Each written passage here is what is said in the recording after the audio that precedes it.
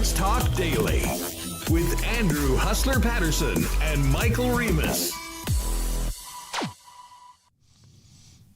Hey, what's going on, Winnipeg? Welcome to another day and another week of Winnipeg Sports Talk Daily as we count down 3 more days to the Winnipeg Jets home opener against the Dallas Stars Thursday night at Canada Life Center. The league gets underway tomorrow, and that means we will get predictions for the season.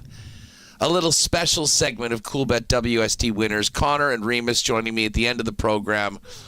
We'll get their picks in ink after myself, Patty, and Jake did that with an episode that dropped on Saturday, which is up right now at the Winnipeg Sports Talk YouTube channel.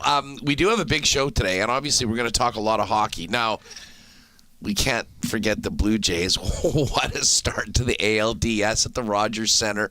The Jays blowing the Yankees out back-to-back and are now 1 win away from moving on to face the winner of the Tigers and Mariners in the ALCS. We will certainly touch on that. And, of course, a big day in the National Football League and 3 big games in the Canadian Football League to touch on.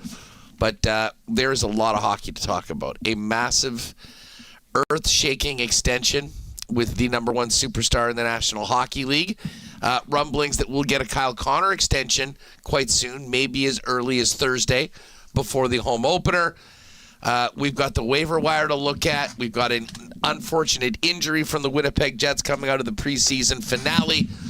So there is a lot to get to today. I'm going to bring in Michael Remis. You may notice that I'm in a different spot than normal. I'll tell you about that in a second. But I do want to thank all of our sponsors, of course, our partners at CoolBet, Princess Auto, Chud's Power Sports. Shout out to me for jinxing both the Bills and Eagles by being at the top of the Chud's Power Sports Power Poll. They both lost yesterday. Didn't mind seeing that, albeit it was a big win for the Denver Broncos, who are a rival of the Chiefs. Chiefs in action tonight against the Jags on Monday Night Football. Of course, the Winnipeg Jets. There are two seats left. I just checked the site.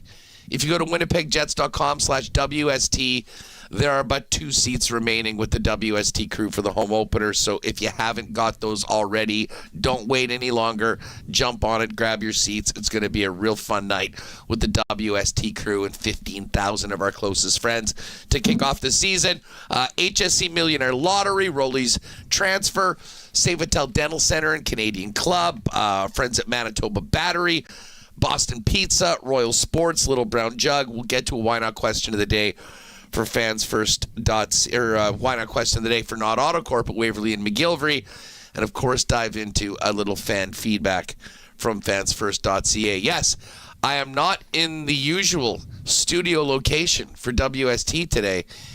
In fact, I'm but 5 feet away from my tag team partner, Michael Remis, today. A bit of a power outage in the neighborhood today prevented the normal operation, but we got our road kit. We got it all set up, and Remis ready to get after it for opening week in the National Hockey League, and no shortage of news to get to right out of the gate. How are you? Yeah, what a day. Waiting to see if Ville Heinola cleared waivers or not, but we did have that Connor McDavid extension.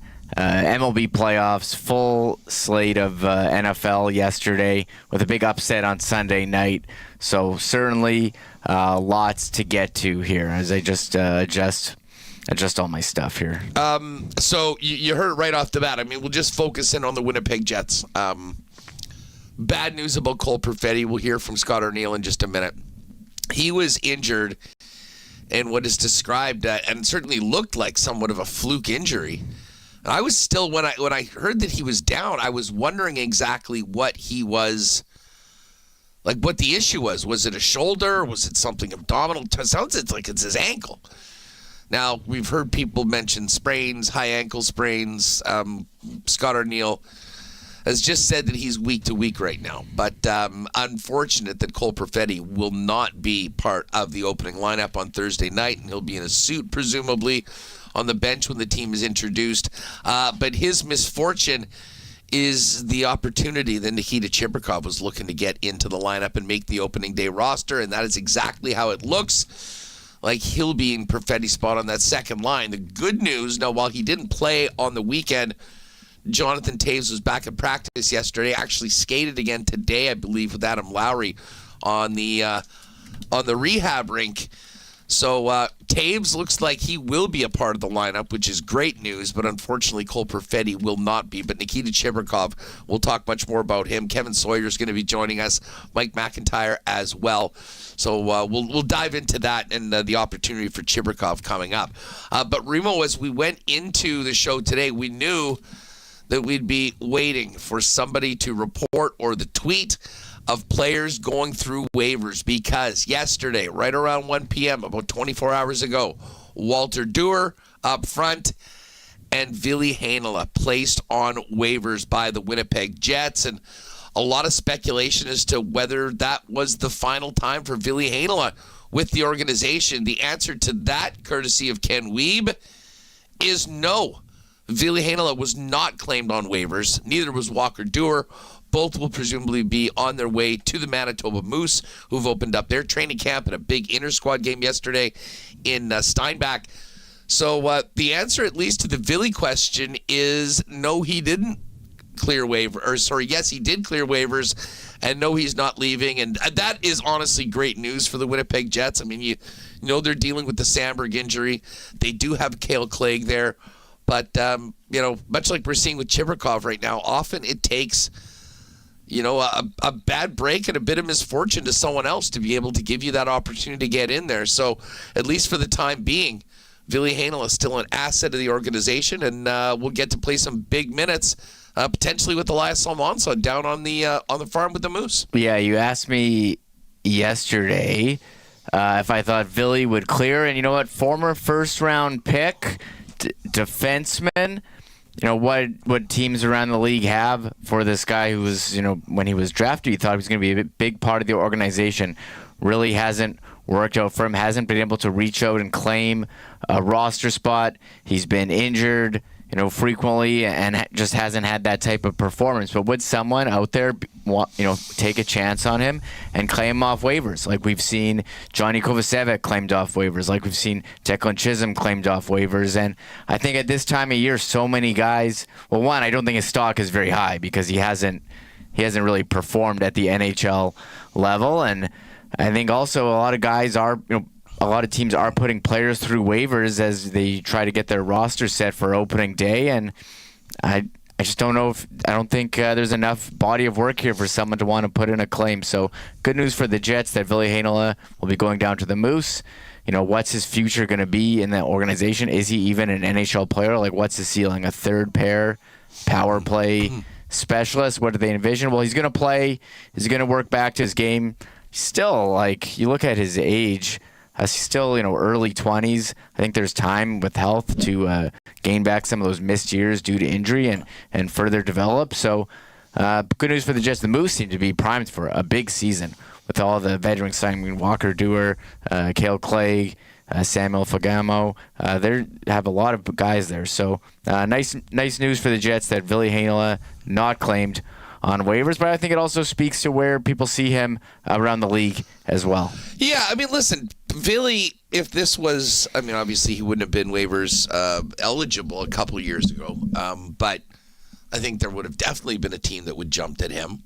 He's had a terrible couple of years. What can you say? He had that injury from training camp that ended up keeping him out better than part of half of last season, and this was a guy that basically made the team last year and was injured in a preseason game. So, you add that infection that came back last year to keep him out. He's just had a really, really rough string of luck.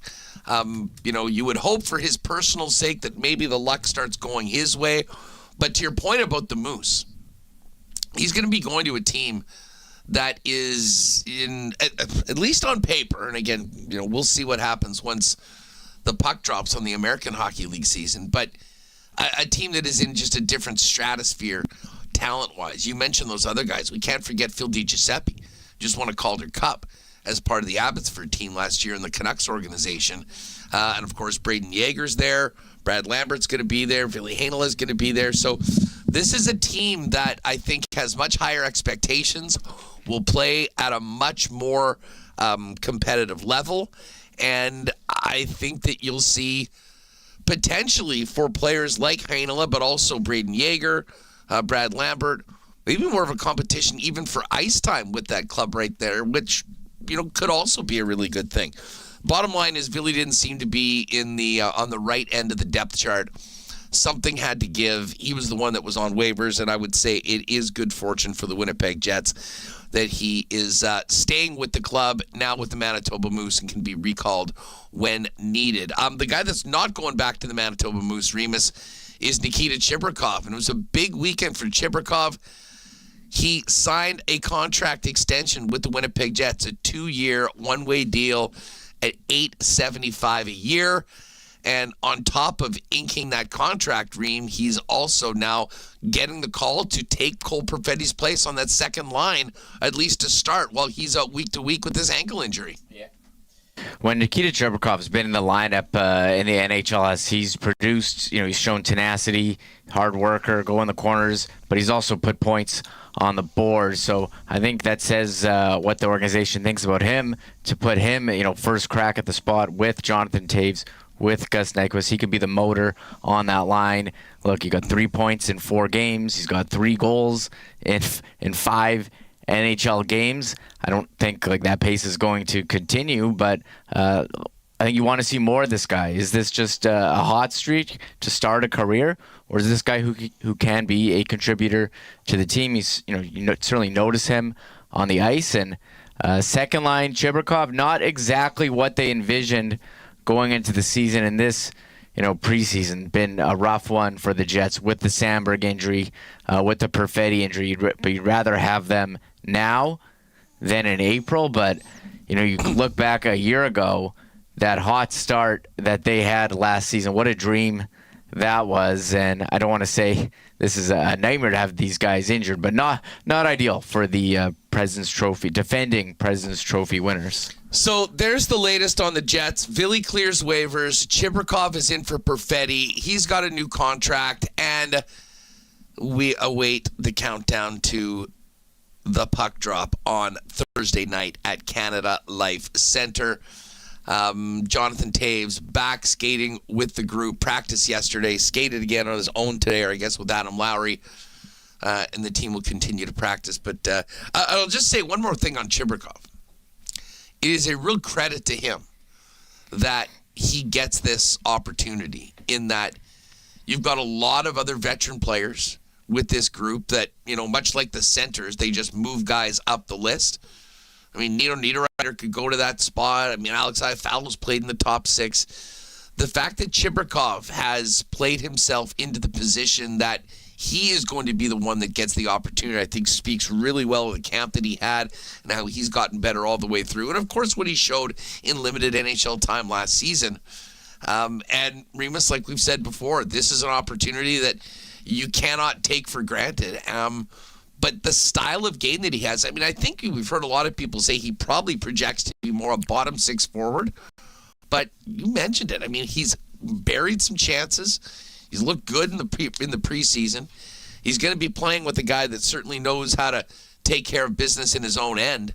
And he can go out there, be a real force, forechecking, energy guy that maybe with a little bit of finish can keep this line rolling before they get the guy that I think we really thought was going to be the offensive catalyst of the line in Cole Perfetti back. Yeah, Cole Perfetti was a player that we've been pegging for a big breakout season, and you're seeing all these RFA contracts being signed. Well, he's an RFA after this season. You imagine with a big year, what kind of deal could he get when you see the $9 million man Jackson Lacombe sign that one?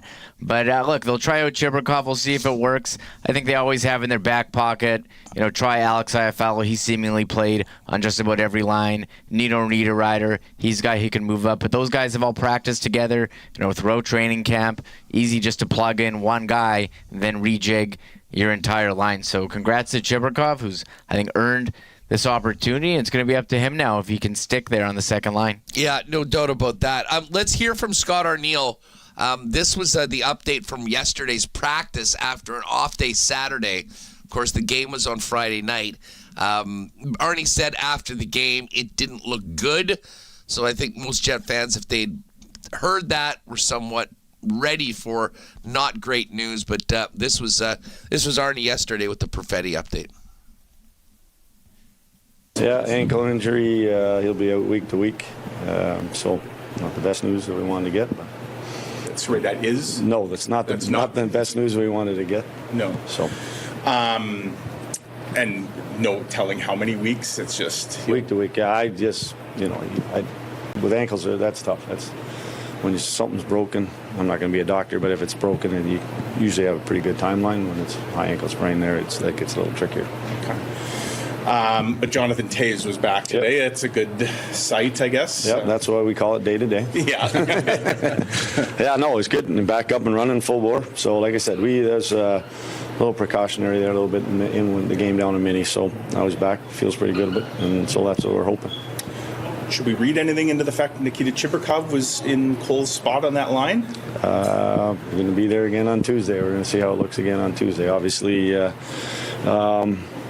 had a good camp, and with Cole not being there, that we'll see it again probably in Tuesday's practice and make some decisions for leading up to Thursday. Right. Dylan DeMello, that was a bit of a scare as well because he took I guess there was some swelling and whatnot and lost the voice, but obviously nice to see him escape unscathed. Yeah. I mean, especially in these exhibition games, we've already lost a few bodies, and that was a little bit scary for him to go off as he did, and the doctors right away didn't want him to go back out just in case something more serious, could come from it. And great to see him out there today.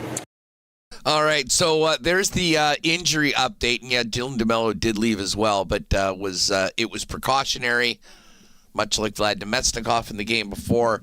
I mean, I was watching this game with some friends, and I'm like, can we just get through this game without anybody having to go to the locker room? And unfortunately, it happened a couple times. And I mean, I know that they've said week to week. That's a very vague diagnosis or vague timeline on it. And there's a reason for it. We heard it come out of Scott Arnieal's mouth, the dreaded high ankle sprain. And as we all know, I mean, in some cases, those can be more than 4 to 6 weeks. We can see 6 to 8 weeks on that. So they're going to need to plan for the foreseeable future to be making things happen without Cole Perfetti. Very, very important player in that Jets top six. Power play gets affected as well. But, man, what a big opportunity for Chibrikov coming off signing his new deal. Yeah, and Dylan DeMello left the game, and just precautionary. And you look at that Perfetti play, it looks like the Perfetti injury and the Sandberg injury really looked like nothing plays. That stuff that happens seemingly every game. Knee clanks together, leg clanks on the wrong angle, and you're injured. So the Perfetti, they're going to have to weather that storm. As far as the power play, Alex Iafallo, he's played top power play before. Does he slot in? Do they put in Jonathan Toews or Gus Nyquist? How much do they want to have these even power plays? So something to watch. The Jets are off today. Tomorrow they'll be returned to practice and get ready for their home opener here Thursday, which should be a great celebration at Canada Life Center. The other teams, a couple teams starting tomorrow, but tough preseason here for the Jets. Losing Dylan Sandberg, losing Cole Perfetti. Adam Lowry already not there. You're down a couple guys, and we're going to have to see who steps up here in the first, part of the first at least month of the regular season. Yeah, hey, listen, I mean, the Jets have talked a lot about how much they love their depth. Well, it's time for that depth to show itself right out of the gate. And, hey, injuries are part of the game. We know the Jets have dealt with injuries come playoff time last year. I mean, obviously, with Josh Morrissey, and, it's happened year after year. Nikolai Ehlers in the past. It gives players that weren't necessarily in that lineup an opportunity to show what they can do. And first up is Nikita Chibrikov in Cole Perfetti's place. They will be finishing up the roster over the next couple of days.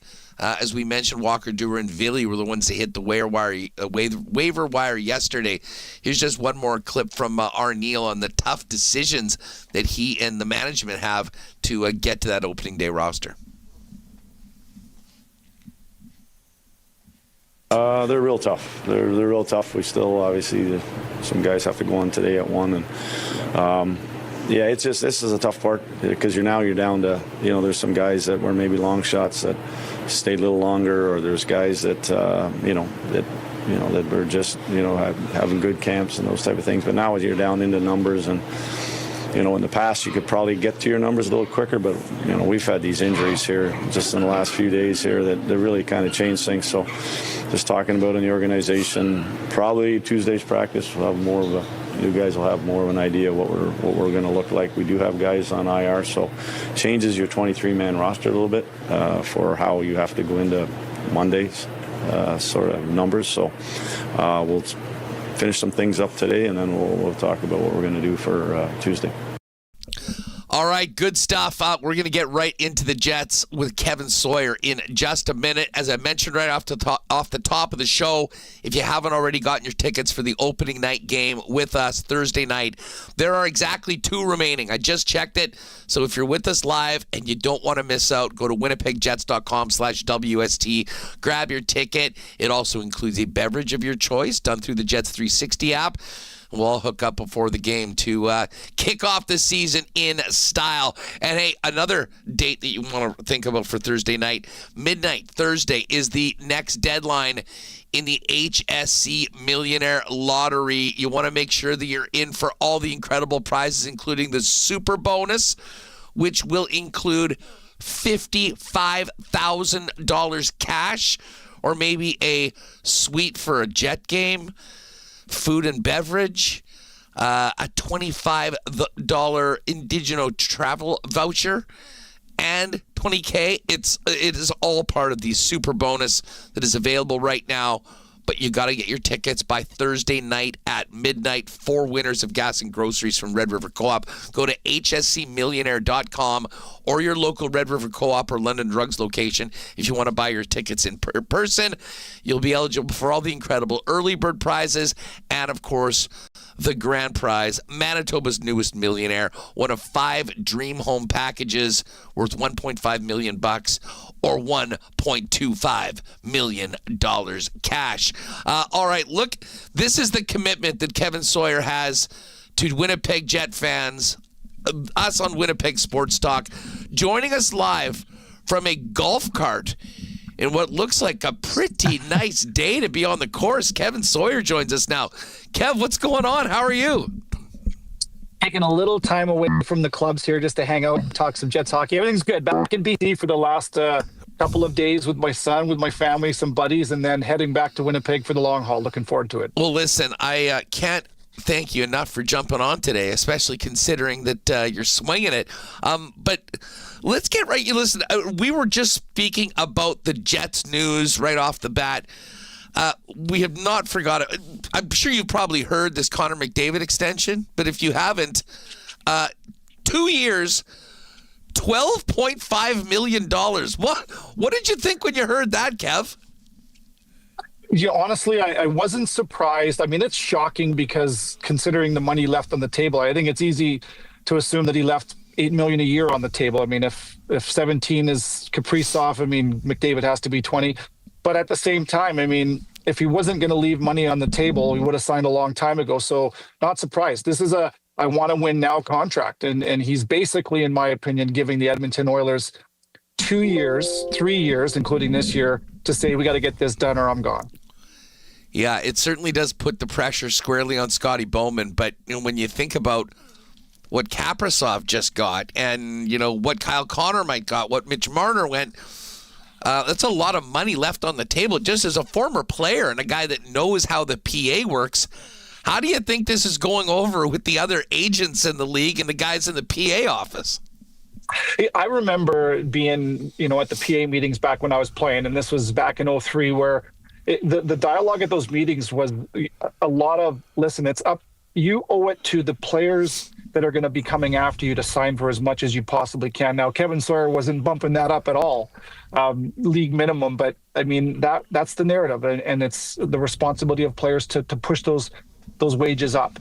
But at the same time, if anybody's going to be forgiven, and this is, I mean, hey, it's Connor McDavid's choice, and it's these players' choices. But, I mean, I think the league is still going to be okay considering the fact that the bar has been massively raised. It's amazing to me how quickly that bar has gone up. You look back to 2 years ago. And I mean, back to Winnipeg, and with Hellebuyck and Scheifele, those look like steals now, where at the time it felt like fair. Players maybe left a little bit on the table, particularly Hellebuyck, but I mean, God, you got Kaprizov making double that. It's amazing to me. Yeah, needless to say, it's kind of everyone talking about this. By the same token, that maybe some teams will be saying, listen, don't use Kaprizov as the comparable. The PA will be saying, don't even go to that McDavid deal right now, because I think we all know that this was a choice that he made personally, left a lot on the table for the betterment of his club. As far as the Jets goes, first things first, we found that Ville Heinola and Walker Duehr both cleared waivers just in the past 10 or 15 minutes, Kevin. Certainly good news for the organization, in particular in Ville's case. And much like we're seeing that's happening with Nikita Chibrikov, he's going to need to go hopefully stay healthy, play lots, play well, and put himself in an opportunity to, if he gets NHL time this year, make the most of it. And if not, have something to build on next year when he'll presumably have the choice of where he continues his career.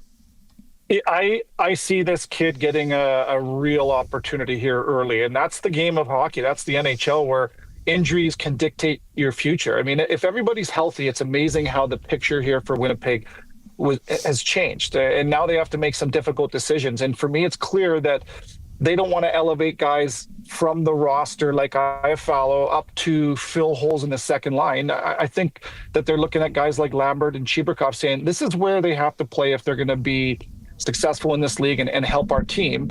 So now you're keeping guys that are waiver exempt, of course, and now you ask yourself, okay, what's going to happen with a guy like David Gustafsson? Is he in the mix? If everybody's healthy, maybe David's the 13th forward. These are my thoughts. I don't know that, but now it's going to be interesting. Nice that Ville Heinola passed. It doesn't surprise me at all. He just hasn't had enough time, consistent time, for him to have value around the league. So that's a good thing for the Winnipeg Jets. But as far as Nikita Chibrikov, I see him playing some real minutes until he either proves that he can stay there or he's not ready to play in a top six role. You know, he, when he's been in the lineup before, he's been impactful. I thought that his trend in training camp was, just like a stock going up. Every time that he was out there, he seemed to be more comfortable, and he did miss the better part of the second half of the last season. But more and more, game by game, it's very clear that he's caught the attention of the coaching staff. But in the past, Kev, we've often seen, for instance, when Taves was hurt, boom, they move up Nemetsnikov, move up Barron, kind of up the ladder. Why do you think Chibrikov is getting the opportunity to go right into the lineup and it does to such an important spot with Taves and Nyquist? Two reasons. Good question. Number one, I think that the Jets have built this roster, including guys like Tanner Pearson and Cole Koepke, to create a different identity here in the bottom six. I think that the third and fourth line now can be higher scoring third and fourth lines than we've seen in the past for Winnipeg. And so I think that Scott Arnieal wants to keep those 6 men, 7 men, depending on who's in and who's out, together and let them start to build that identity. And so I think that's a huge plus. Also, with Taves and Nyquist on this roster, suddenly this is an old team, one of the oldest. It might be the oldest team in the NHL. So it's a balancing act here for Chevy to make sure that they stay young and develop while they try to win. So bringing some youth into the team and then into the top six is an important thing. And on top of that, I think Chibrikov, although not a speedster, he's going to add more quickness to that line. I just want to add this. Already, this second line was going to be a challenge for Jonathan Taves because Nikolai Ehlers isn't there. And he's played this system for a long time. He's got speed that's unmatched. And so you have a question mark with Gus Nyquist. What's he going to do? Can he fill that role? And now Cole Perfetti being injured. There's just question marks right across the board on that second line. Now Jonathan Taves has a young guy that's got to cut his teeth. 3 goals in his first 3 NHL games. He's not going to sustain that. He's going to make mistakes. He's going to take some time to develop. It's just a challenge here. It's not going to be an easy thing. It'll be interesting to see how this unfolds. The big positive news coming out of the game in Calgary is that Jonathan Taves was back at practice yesterday and will be part of that group. would have been a real downer, I think, for everyone if he wasn't able to play in that first game. And this is going to be a big story, not just here in Winnipeg, but really around the league. But, man, tough break to lose Cole Perfetti. And that is going to stress both the line, everybody on that line, also the power play, Kevin. And I am interested to see where they decide to go with Perfetti being out. Do you just move a Taves or a Nyquist up and really load up on that top unit? Or is it a guy like Chibrikov that maybe comes in and plays that Perfetti role and they see how he can do? I think that if they're being, I wouldn't say bold, but it is a bit of a bold move to put an unproven guy into a top 6 role on a team that's trying to win a Stanley Cup. Give him some time. I don't see why, if they're going to go that far and make that decision, which I agree with, and I like, if in fact that's what ends up happening, why not put him in the same role on the power play? And we know that he can shoot. We know that he can think. We know that he can score. So, but you're right. I mean, already with Perfetti healthy, that was new, right? He's going to go to the top line power play. This is adversity right in the face of the Jets, but no different than last year, the way they started the season. They had a couple injuries, although these ones arguably more impactful, of course, with Sandberg, Lowry, and now Perfetti. But you know what? The Winnipeg Jets, Scott Arnieal, have proven time and time again with setbacks or opportunities to get better. They won the President's Trophy last year. It wasn't easy. They had key guys out at times. They're not starting great. This is a tough one. There's no doubt. You know, the adversity that the team is going through right now, it can go two ways. I mean, and I think back to a season, geez, Kevin, I'm not sure whether you're doing the games at this time. It might have even been the Sheriff. But Dustin Byfuglien, Tyler Myers, it was right in and around that group where they were loaded, and all of a sudden they were down 4 defensemen. And they pulled guys up. Ville, I believe, played as well, and they ended up winning a bunch of games. Yeah. And, you know, for a lot of players, these are the sort of opportunities you wait for, knowing that they're not going to come that often, and when they do, you have to make the most of them. And you know, if you can survive losing those big players, there actually is some tangible benefits within the team, but you got to be able to still get the job done. You always want to start the year off in true form. You want to start the year off with what you're going to look like and try to get some momentum there.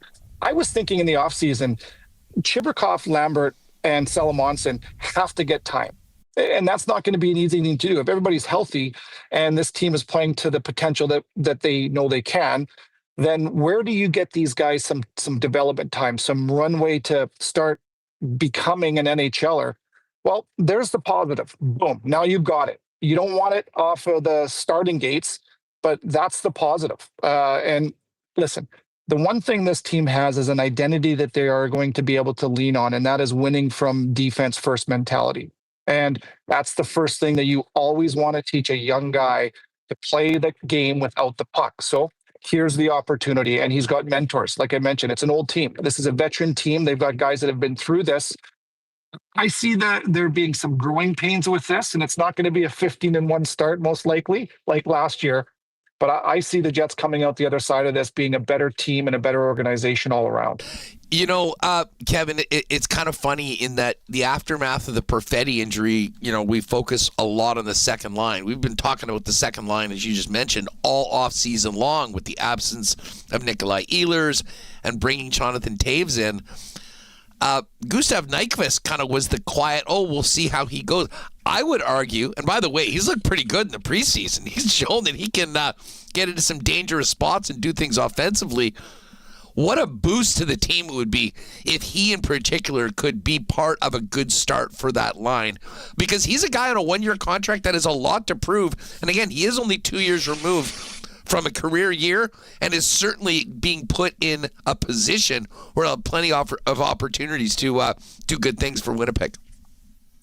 I see a veteran player that is going to be highly motivated, and he's put in a position to get the best out of him. I'm trying to think, Hustler, I can't remember the last time anybody on the second line for Winnipeg has had 75 points. Nikolai Ehlers has never done that. Now, he's been injured. He hasn't played a ton of hockey over his tenure. He's missed a lot, I guess is a better way to say that. But if Gus Nyquist can get back to the form that he was in 2 years ago, put up 20 some odd goals, put up 65, 70 points, now you got something. And like you can look at last year for him. What do you have? 30 points combined. Nobody in Nashville had a good year. So I'll go back to one play, and I actually missed this on our broadcast in Calgary. We didn't get the right views, and the goal that he scored, he tapped out of thin air. I thought it went off his knee pad. That's great. That was a great goal. And if you don't remember it, it was a shot from the point. He got inside body position, freed his stick up, rebound was in the air, and he tapped it out of thin air and into the net. That is a difficult goal to score. And for me in preseason, to see a guy connect like that, make all those decisions and finish like that, I thought, okay, that's a great sign. And a lot of things went into scoring that goal. So I agree. I think that he's gotten better, getting used to the systems, getting used to his teammates. I don't see why he can't get back to the form that he was at 2 years ago. Kevin Sawyer is with us from the golf course as we get ready to finish up golf season and begin hockey season on Thursday. Very jealous that you're able to swing them today. Don't judge me. Don't judge me. This is the last round, I promise. Listen, nothing but respect if you can squeeze it in. I mean, we've had such nice weather around here. Still people getting out to the course, but we all know what happens on Thursday. Dylan Samberg won't be there. Ville Heinola has been on waivers. He'll be with the Moose, so we know the group. How do you expect to see the blue line look when Scott Arnieal fills out that lineup card on Thursday for the opener? I was not surprised, but interested. I found it interesting that he had Stanley up with Neil Pionk and Fleury with Schenn. I think that the reasoning behind that was Schen's not a fast defenseman, and they wanted a better skater in that matchup. And then you got some size with Pionk, and it give them an opportunity to see, can this work? I think that Fleury is a better fit on the left side with Neil Pionk. He had a lot of reps there last year with him. I know that the analytics weren't positive for Fleury when he was in the top four, but I thought, I'm not a guy that always reads analytics and says, okay, this is how he played. I thought that he played well. I thought he skated well. He made good decisions. I see Fleury being a better fit on the left side with Pionk to start. And now you've got Schenn a right shot, Miller a right shot. Maybe those two guys are going in and out with Logan Stanley as number 5 and number 6. And hey, I have no real inside track on what the decision will be. But this is, again, where the Jets are happy that they have the options. They have decisions to make on the back end. I just think that the way Fleury played in that game in Calgary, he was the most noticeable guy in a lot of ways for the Winnipeg Jets, and it was because of how swiftly he skated the puck and moved it. So I see him in the top 4. We'll wait a few days and we'll see. Yeah, and certainly, Kevin, I mean, I think we've seen the fact that they signed him to the deal in the offseason that they did, with all, as crowded as that defense unit was going into training camp, I think shows you that there is a real level of confidence in Hayden Fleury. And, whether it is on that third pairing, whether it is at times up in that top 4, it does seem like they have the confidence in him maybe on a little bit of a higher level, certainly than Stan has been in the past, considering where he's been used. I would agree with that, but what's clear is that the time that's been invested with Logan Stanley and the development that he has shown, he hasn't been great all the time, but he's gotten better. There's no doubt about that. So maybe there's moving parts there where they kind of move that around in and out, continue to give opportunity for Logan to play a bigger role. I just don't think that's going to be the way they start, and I don't think that's going to be something that's going to be consistent from the beginning. I think the hope is that they get Logan Stanley to be that player. It's been a long road. There's no doubt about that. He's gotten better, but I don't think that he's there yet where he just takes that. I mean, you're playing big minutes against top players, simply put. And can you handle it? At times, yes. At times, no. So I think that Fleury, to your point, 2-year extension, he earned a lot of trust. And skating, if you've got nothing else but you can skate and make decisions, you've got something, and he can do both of those. Kev, just before we go, overall, I mean, I think it's logical to have expectations dialed back a little bit because of how high the bar was set last year. But what are your expectations for the Jets this season within the division? Are they a playoff team? And how important is it to get through this first month or so of the season with what they're doing with if they're going to achieve those goals? Yeah, they have given themselves and they've earned the benefit of the doubt to me in the hockey world. I see this team. I don't think that they need to get to the level that they're at last year as far as winning a President's Trophy. I see this team adjusting who they are, playoff style of hockey if possible throughout the regular season as much as possible. I mentioned Koepke, Tanner Pearson, bigger, heavier. If those guys can chip in 10, 12 goals each in a bottom six role, you've got Iafallo, who could very well be a consistent placeholder on the Lowry line. That automatically is going to make that line more dangerous to score as well. You got Vladimir Namestnikov as an option. I think that this team is going to win games, maybe not as many games, but I think they're going to win games a little bit differently. I think that they're going to take the lessons from round one, particularly how physical it can get and how hard it is to score. And I think it's interesting. A quick story. I asked Paul Maurice this 2 years ago after they lost in the final, before they won their first Stanley Cup.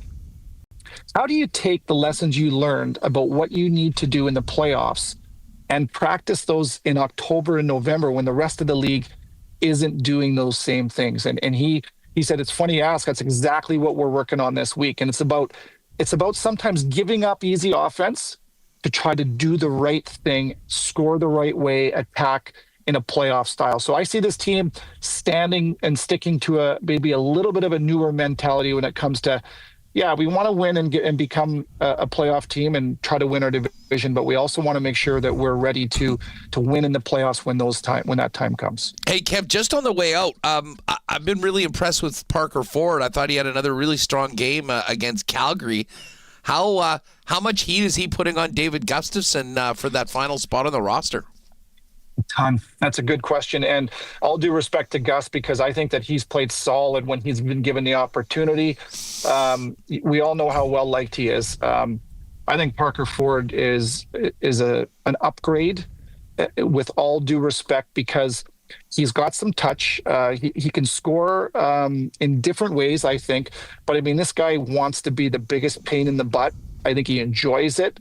I think the Jets need more of that. And he's got that dimension that I think the Jets are looking more for. So although he's not a big man, he plays an agitator. He's heavy on his feet.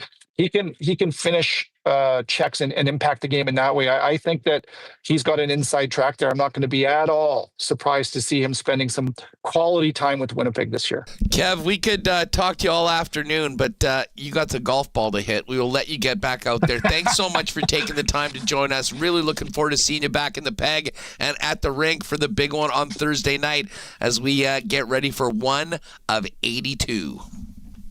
Thanks for having me. I can't wait. Here we go. Appreciate it. We'll see you back here in the city. There's Kevin Sawyer generously giving us some time right by the ninth green or so as he gets out one more round with the family before heading back here to the Peg for that home opener on Thursday night.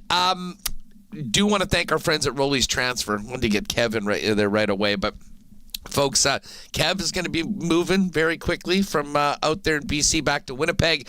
If you are making moves with you and your family, make sure to lean on our friends at Rolly's Transfer for that next move. They've been doing it for over 60 years, family owned and operated right here in Winnipeg, and have become the most trusted name in moving in Manitoba. Pop by and check out their website at rollies.com. See in that top right corner, you can click on Request an Estimate. Put in that promo code WST for a 100%, for a special discount on moving services and moving supplies. I don't have all my regular stuff here, but hey, the one thing you can know, whether you're here, elsewhere, back at the normal studio, Rollies has been the most trusted name in moving in Manitoba, now into their 7th decade. And all of our listeners that have said that they've used Rollies have been incredibly pleased. You might even get that Winnipeg Sports Talk truck to move your stuff for you. Get the white glove treatment from Rollies. Find out more, request an estimate today over at rollies.com. Nikita Chibrikov had a big smile on the weekend when he signed that 2-year extension with the Winnipeg Jets. Speaking of smiles, if it's been a minute since you've been at the dentist or you're looking for a spot to take care of you and your family for decades to come, how about St. Vital Dental Center? Our great friend Dr. Terry and his wonderful staff would love to take care of you and your fam. They've been doing it for generations of Winnipeggers and take care of customers from 6 months to 99 plus with a full array of dental services, from cleanings and checkups to things like dental implants. They've got a beautiful new facility at 167 St. Anne's Road, state-of-the-art equipment. convenient free parking right behind the building. For all your dental needs, give our friends at St. Vital Dental a call. You can also find out more on everything they can do for you and make an appointment online at stviteldental.ca. And hey, Bomber bye week just finished up. We'll be doing CFL 110 on Wednesday morning this week. Just getting a little bit more information before we get after it. Of course, the one thing I can tell you is that with the long weekend coming up, maybe doing some entertaining, definitely watching that Bomber Elk game, you might want to pop by your local Manitoba liquor marts and get your hands on the limited edition special Blue Bomber label bottle of Canada's favorite Canadian whiskey, the original since 1858. That's right, the official spirit of the Winnipeg Blue Bombers Canadian Club has a special Blue Bomber bottle available at Manitoba Liquor Mart locations right now. And while you're grabbing that, make a point of checking out remaining quantities of that club pack that was so popular this summer with the CC and Ginger Ale, the Citrus Smash, and the Half and Half, also available at your local Manitoba Liquor Marts. All right, we will have Mike McIntyre join us a little bit later on, and we'll get back to all of the big Jet stories. Remo, there's so much to talk about right off the bat with this McDavid extension at 12-5. Kind of taking a quick back seat. We mentioned it and then dove into the Jets news. How do you think that 12-5 is going to go over amongst other NHL general managers? But I'm most interested in how it's going over amongst the PA that we're all celebrating a big touchdown dance after the Kaprizov deal last week. Yeah, what's hockey related, Ron? HRR. Think about this $12.5 million. And the jokes are flying that the Oilers are investing in Aspiration, the company that hired Kawhi Leonard for a no-show endorsement job. I saw Brian Hayes tweeting at Pablo Torre to investigate this. It reminds me of like when Kevin LeBanc took that short total scam deal, but he got screwed. He kind of did. So McDavid, look, he cares about winning. I think he's making every player who wants to get paid market value look bad now.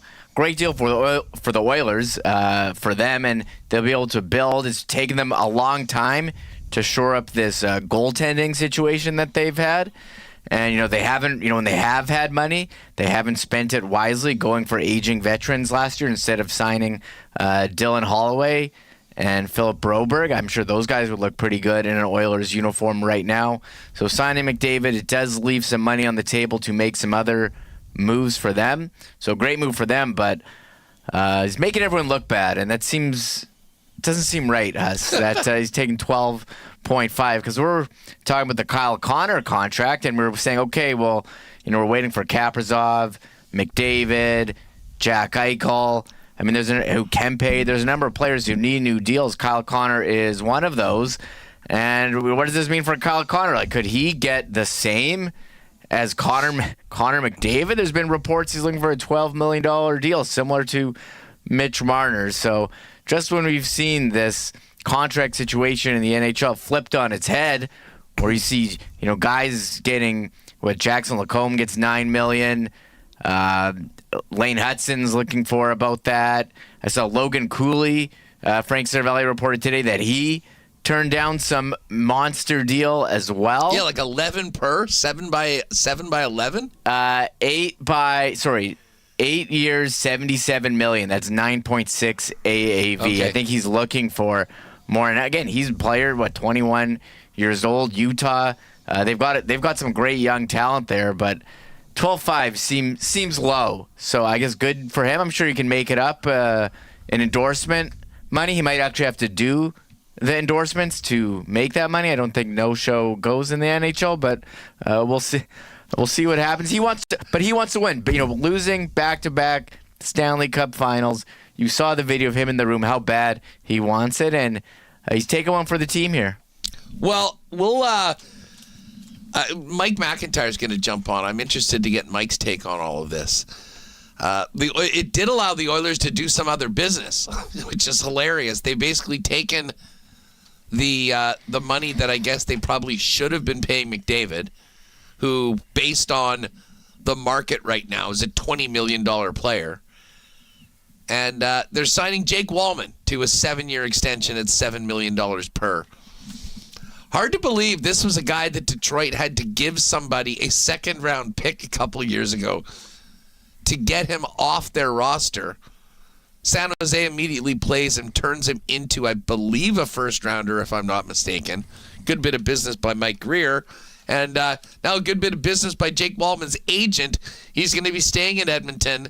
He's going to be trying to win a cup with McDavid and Draisaitl, and he's getting 7 by 7, which is a little cheaper than the other guys they have on the blue line. Of course, they've got, $20 million tied up in Bouchard and Darnell Nurse for the foreseeable future. So make that 3 defensemen making 27 now in Edmonton, while McDavid clocks a check for 12.5. Yeah, the Oilers have a lot of guys under contract for next season. Draisaitl 14, McDavid 12.5, Hyman, that 5.5 for him is looking pretty nice at this point. That might be the best contract in the league, to be perfectly honest with you. Nuge 5.125, and it's funny. I remember when they signed Hyman, you thought, what an overpay by the Oilers. The Leafs couldn't afford this one. 50. And yeah, then he scored. He's injured to start the year. And they have Mangiapane now, so they've got a lot of guys. So they're set here. McDavid. He's trying for that Stanley Cup. We'll see what else they can do to shore up this roster. Ekholm, he's a UFA after this one. So they have a lot of guys under contract for next year. We're going to hit the Cool Bet futures at the end of the program. The three of us will bring Connor in, and we'll kind of make some of our predictions and some wagers for the upcoming season. I am somewhat happy that I did the first episode of this and made my picks with Connor and Jake earlier, and now I can kind of change those.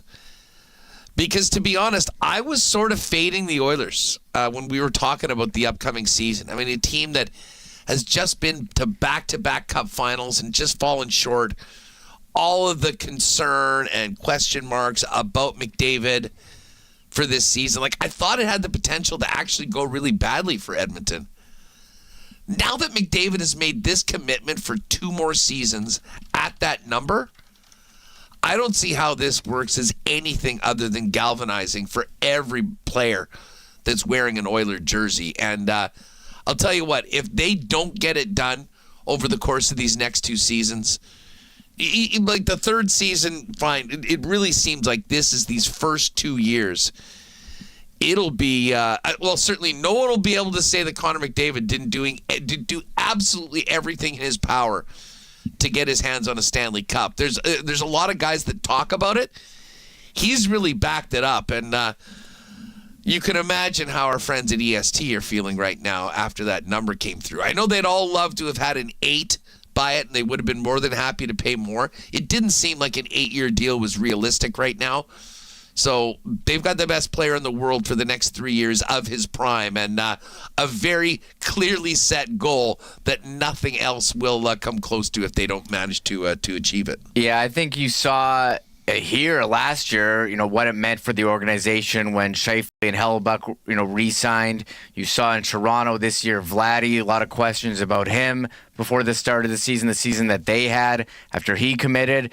And I was listening to 32 Thoughts today, and Elliot Friedman saying, hey, he doesn't want to let the guys on the team down. He's got close relationships with Nurse, Bouchard, Draisaitl, Nugent Hopkins, guys who've been there for a long time. And it's tough to want to walk away from that after going to back-to-back Stanley Cup finals. So re-upping, showing your commitment for another 2 years. And after 27, 28, he's going to be a UFA, or the year before he can make another decision on what he's going to do. But why would you want to walk away? They seem to want to do everything for him to try to get that Stanley Cup. And I kind of agree with you. I thought there was going to be a lot of uncertainty, a lot of questions. You can close the book on all of those, and they are primed. Look, Hyman, he's going to be back later this season. You think they're going to make some moves at the deadline or before? Defense, Jake Wallman was a really nice ad for them. We'll see about the goaltending. Skinner, he's got 2.6 this year. Pickard's $1 million, but they're both UFAs.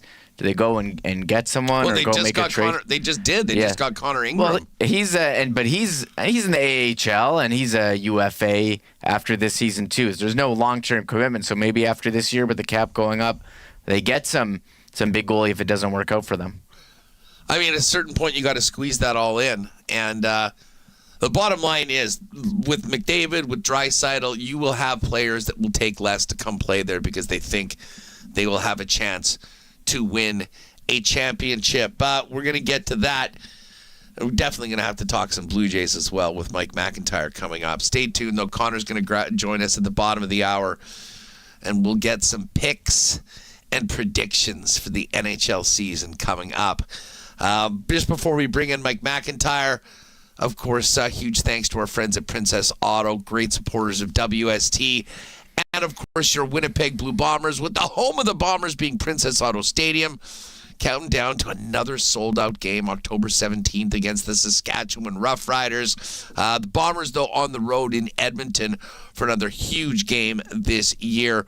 We'll get to that throughout the week as we get closer to Bomber kickoff as the push to the playoffs continues. Of course, Princess Auto, headquartered here in Winnipeg, founded in Winnipeg, now coast to coast, but with 3 Manitoba locations to serve you.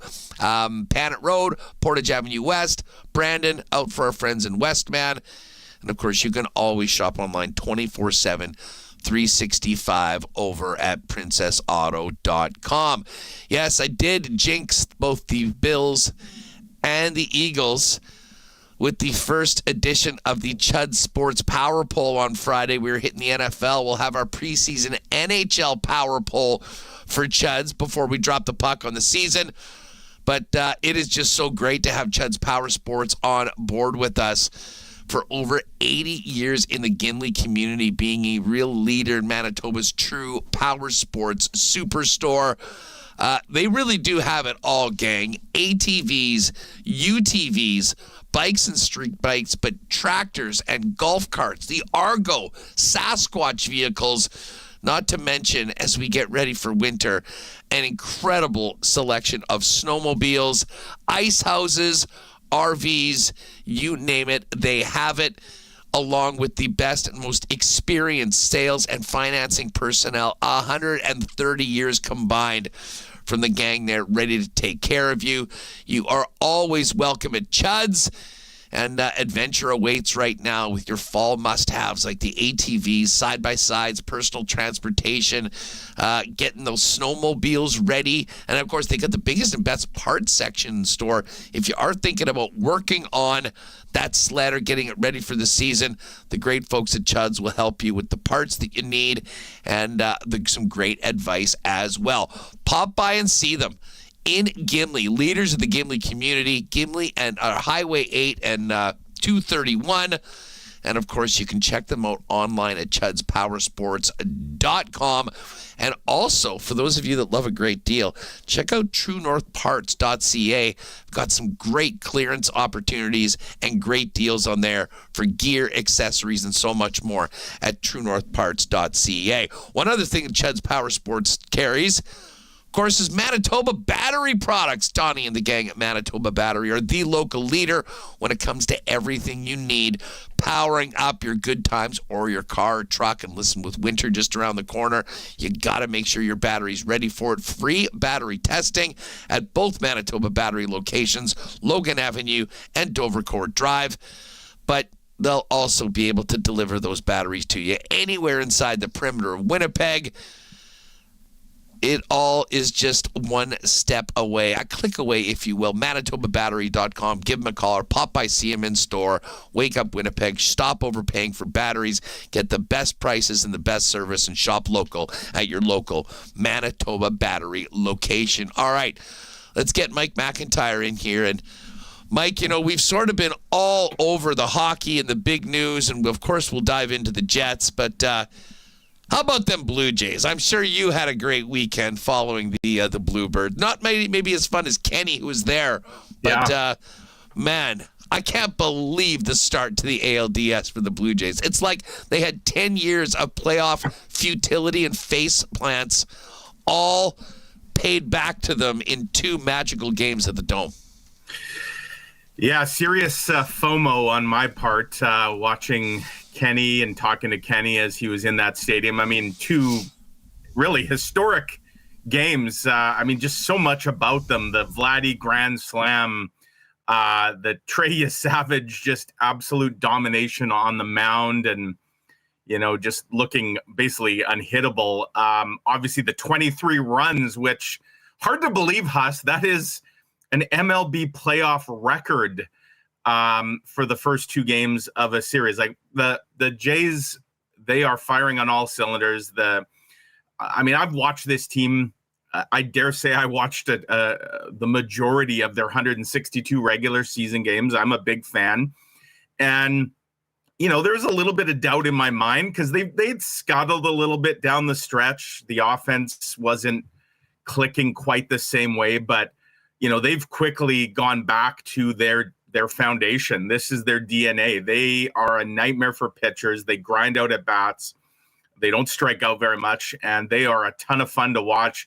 They just pass the proverbial baton from one guy to the other, and you never know on any given day who's going to be the hero, or in the case of this weekend, multiple heroes, some of the big stars, some of the supporting cast, and what an incredible atmosphere in Toronto. And you really get the sense, like, I know not every Canadian is a Blue Jays fan, but this is a team, you don't see this in hockey, obviously. When we talk hockey and Canadian teams, like, people are divided big time. But there's that sense of unity that you get with the Jays being the only Canadian team. And so you feel it, you feel it here in Winnipeg.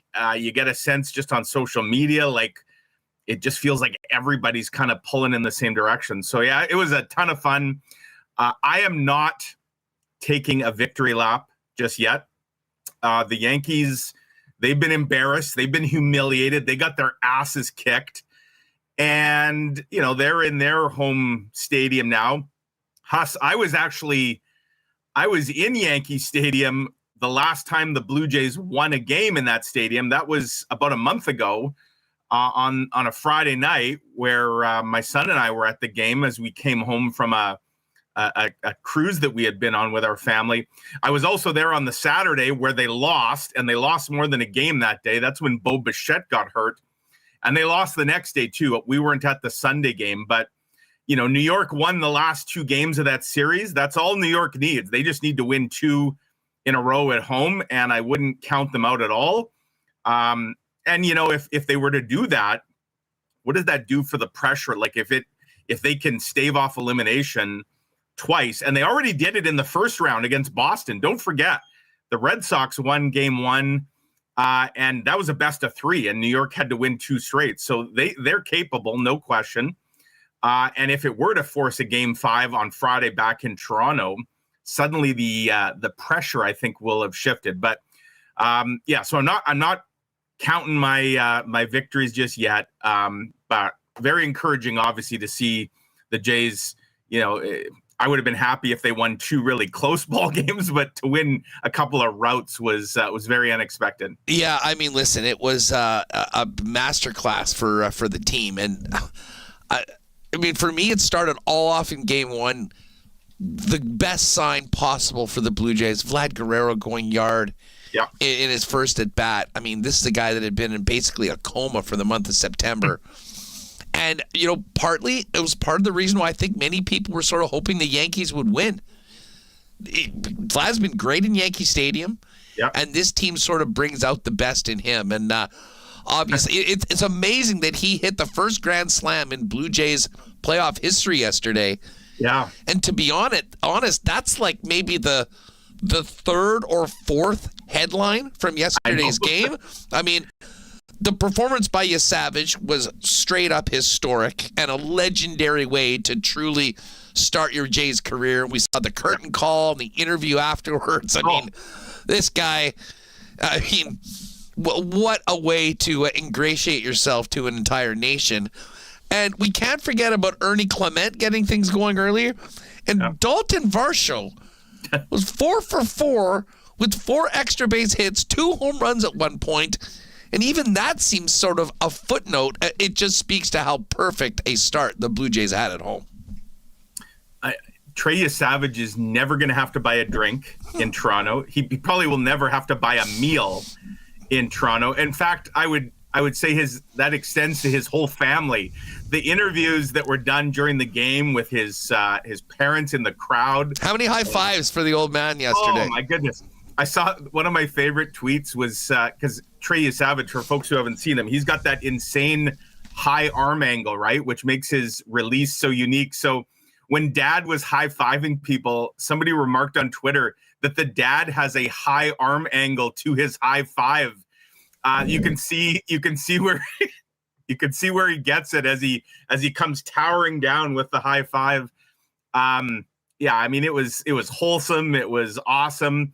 And, you know, it's not quite up there with, like, who's the guy, I should know this, who pointed, was it Babe Ruth that pointed to that called his shot? Yeah, the called shot by the Babe. Yeah. So saying that I'm built for this the day before, like he wasn't saying I'm going to go out and dominate.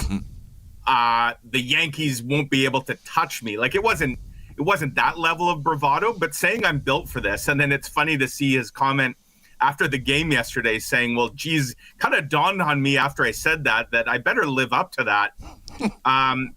And he sure did. Like he's something else. And I mean, his story is crazy, right? Like this is a guy who started the year, was playing college a year ago. We see this in hockey, like where guys can go, you know, like a Macklin Celebrini can go from college right to being a really good NHL player. Or, you know, Connor Bedard can jump from junior to the NHL. But you don't see that in baseball at all. There's all these levels. Baseball players tend to take a lot longer, and especially pitchers. So to have a guy like literally go through every level of baseball in one season, like he was pitching in Vancouver earlier this year. And, you know, you just don't see that. And it's pretty awesome. Like, it adds to his lore. They're going to be building a lot of statues, Haas, in Toronto. Like Alejandro Kirk, he might get 2 statues with what he did in game 1. And of course, he came up big last weekend just to win the division. They were ready to get the Kirk statue going when he woke up in the final game of the year. The Savage statue, the Vladdy. I mean, it wasn't quite Bautista level bat flip. That was a pretty awesome toss of the bat that he gave as he stood in. I also love, speaking of Savage, I don't know if you've seen this clip. I didn't notice it in real time, but it was, I think, in the first inning where one of the batters, it might have been Grisham, calls timeout with 2 strikes. And normally when a batter calls timeout, like the pitcher always backs off the mound and he'll kind of do the same thing as the batter, like just putter around for a few seconds. Savage didn't move. He stood in his ready to throw position, just staring at home plate. He didn't even blink. And then as soon as the batter was back in the box, boom, strike 3, you're out. Like it was the ultimate kind of boss move, like saying, I'm ready to go. You can take your little time out. It's not going to change what's about to happen here. It's inevitable. I'm striking you out. I'll be ready when you are. So, you know, that was pretty awesome too. It was just, it was a lot of fun. I'm just so thankful that the Major League Baseball schedule maker has laid out this series the way that it is. We've got the day off today. I can watch the Chiefs on Monday Night Football. Game 3 and Game 4. They're off. Hopefully the Jays are getting ready for another series on Thursday. But if there is a Game 5, we'll be able to focus on the hockey game and then get at it on Friday night. And then, I mean, listen, the way the team is playing, again, I am with you. They haven't won anything yet. They won 2 games. You got to win 3. But, man, a victory, if they're able to beat their longtime rivals in this fashion, Mike, this team is going to be a very tough out for the Tigers and Mariners, who, frankly, I think could play 50 games. They'd go 25-25. I mean, they just seem to be so evenly matched that one could definitely go the distance. So a great weekend for the Blue Jays. I knew you'd be all over it. Well, I know a lot of people fired up about it, so wanted to get to that. Just to jump in, Huss, if the Jays were to advance, imagine how many Canadians are going to be in the crowd for the ALDS, because whether it's Seattle or Detroit, you're talking about 2 border cities. No doubt Jays fans in British Columbia are hoping Seattle wins, and folks in Toronto and Windsor, which is right on the board, like there could be a Canadian invasion going on if they were to get to the next round. Well, I mean, listen, the Seattle games are legendary. I mean, you basically have fans from not just BC, but Alberta, Saskatchewan, Winnipeg. I mean, some Jays fans in Ontario make the move just because it's like a Jays West convention, if you will. And then, I mean, Detroit isn't that far from Toronto. I mean, I've driven from Toronto to Detroit for a hockey game and then back afterwards. So buckle up if they can get it done. I'm not sure whether they'll go the same way that New York did by not allowing any ticket sales to anyone with a Canadian address, but I wouldn't be surprised. But Jays fans will figure out a way to get their tickets. Let's move over to, well, first off, just before we kind of dive into the Jets minutia, what was your reaction to the McDavid extension? Well, I mean, we had read, right, insiders and whatnot were saying, like, you're going to be surprised at what the AAV comes in at. And but I was still stunned. Like, I didn't think it'd be that low. I didn't think he'd take $0 extra dollars. Like, this is Sidney try reverse. I mean, like, but Connor McDavid could put literally any number on that contract. I believe what's the max you can have is 20%. Yeah. Put in 20% and they don't blink an eye and they sign it and they figure out a way to make it work. Now, they would have loved to have had the 8 years and then not to have to go through this later on. But for McDavid to take as team-friendly a contract, even though he's still making $12.5 million, and I know for Joes like us, it's life-changing money, we won't see it. But in the landscape of the National Hockey League, he is taking a massive discount, and it certainly ramps up the pressure on the team, the organization, to get things done, and gives a very clear window right now with McDavid. It didn't seem like he was ever really going to leave. I mean, does Draisaitl sign that 8-year extension without thinking that his best buddy McDavid's going to stick around? But it's very interesting to see how, this is 2 years, so it's this season and 2 more right now with McDavid in his prime. This is the time for them to win it, and very clear. I mean, the fact that this cloud's taken away from them, I thought this could go 2 ways, Mike. I mean, if it wasn't done, I was really skeptical as to how this, because it's tough to come back. You go to the Cup 2 years in a row, that ain't easy. But with what McDavid's done right now, I think the Oilers, the fact that they won't be dealing this, they'll have some extra money to play with, have to be, if they weren't already on most people's lists of favorites in the Western Conference, they've got to be right there again for the 3rd straight year. Well, this deal has to be 2 things to Edmonton. It's both a huge relief that the cap number came in where it was, and that he's immediately, even though it's not the long extension, that he did resign. But it also massively ramps up the pressure. Like, he has thrown the gauntlet down and basically said, I'm giving you a couple more years. I'm giving all of us a couple more years to win a championship here, which we know that is clearly money's not his priority. Winning is. And, this buys a little bit more time, but it also signals that there is an end date here. And, my takeaway would be, well, he's not signing beyond these 2 years if they don't win a championship, or at least I know they've been to the final 2 straight years, but, they still haven't addressed their goaltending. I got to think that's a bit of a bee in the bonnet for, well, they got Connor Ingram now, so maybe they kind of sort of have. We'll see how that plays out. But, they didn't go land a big goaltender in a trade, or there wasn't a whole lot in free agency. But yeah, it massively ramps up the pressure. And it almost, like, Connor McDavid basically said to management today, I'm going to give you a bunch of money to go build around me and Leon and the other pieces we have. Like, he basically gave the Oilers a loan today. But there's going to be a day where they got to pay up.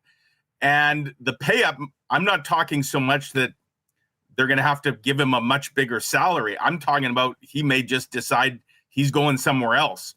Like, that may be the ultimate end game here. But certainly he's extended the window. and he's given them ample room to, especially with what the cap is projected to be.